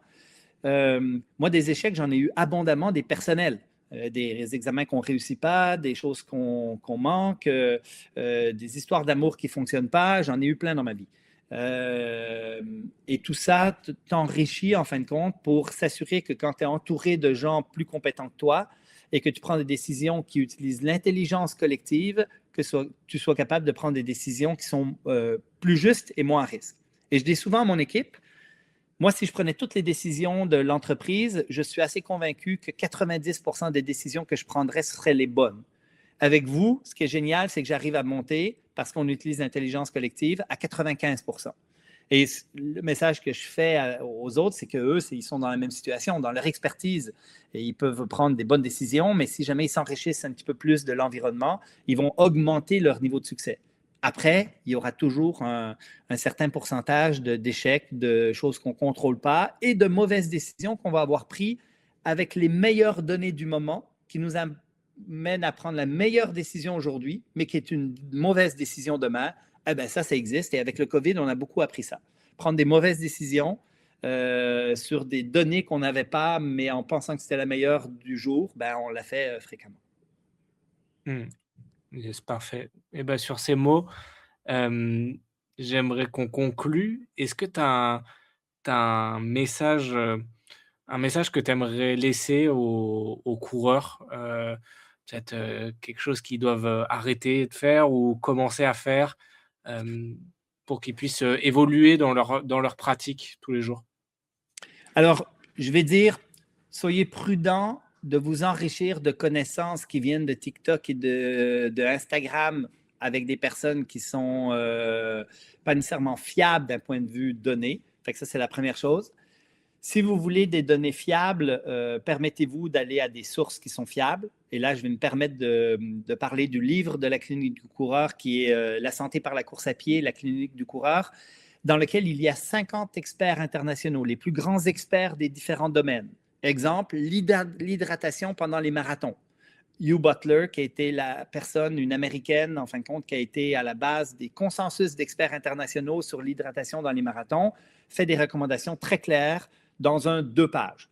Et je lui ai donné, parce qu'elle a publié plein de papiers, elle a été la base du consensus, je lui ai dit, écoute, donne-moi un 2 pages digestible pour les coureurs pour que tu puisses t'éduquer, que le coureur puisse s'éduquer, en fin de compte, à cette bonne pratique. Et j'ai 50 experts comme ça qui ont fait des petites notes dans le livre, et c'est ça toute la richesse du livre de la clinique du coureur. D'ailleurs, l'ensemble des bénéfices, en fin de compte, des droits d'auteur et des bénéfices du livre, quand on le vend, vont dans un fonds philanthropique ou un fonds de recherche. Donc, la clinique du coureur, chaque fois que vous l'achetez à la clinique du coureur ou que vous l'achetez ailleurs, mes droits d'auteur vont dans un fonds philanthropique ou un fonds de recherche. Moi, je ne touche pas d'argent avec le livre. L'objectif, c'est vraiment de faire de la recherche qui a de la valeur et de faire de la philanthropie qui a de la valeur aussi, parce que la clinique du coureur est très impliquée en philanthropie. Donc, procurez-vous ce livre-là. Il y a plein d'informations crédibles et de haute valeur dedans, et vous allez pouvoir avoir un œil beaucoup plus critique sur, après ça, vos TikTok et vos Instagram. Génial. Où est-ce qu'on peut te retrouver, Blaise, ou vers où tu as envie de rediriger l'audience, justement? Ben alors, on a tous nos sites, hein, que ce soit Walden Aventure, que ce soit le coaching du coureur, que ce soit la clinique du coureur, que ce soit, mes trucs plus perso avec les médias sociaux. Je ne suis pas super actif sur les médias sociaux, mais sur Instagram, habituellement, je prends le temps quand même de répondre. Et c'est sur Instagram souvent que j'ai des gens qui me posent quelques questions. Et sur la clinique du coureur, on essaye aussi, quand ils posent des questions, de répondre le plus possible aux gens. Souvent, c'est moi qui réponds avec des vocales très rapides, efficaces. Voilà. Donc, soyez pas offusqués si je ne vous réponds pas, mais vous pouvez tenter votre chance si vous voulez. Parfait. Et ben, merci beaucoup, Blaise. C'était vraiment un plaisir. Quasiment 2 heures d'enregistrement. C'était top. Je pense que je vais devoir réécouter le podcast parce qu'il y a eu beaucoup de valeurs partagées. Donc, je te remercie encore. Et puis, bah, à une prochaine. À une prochaine.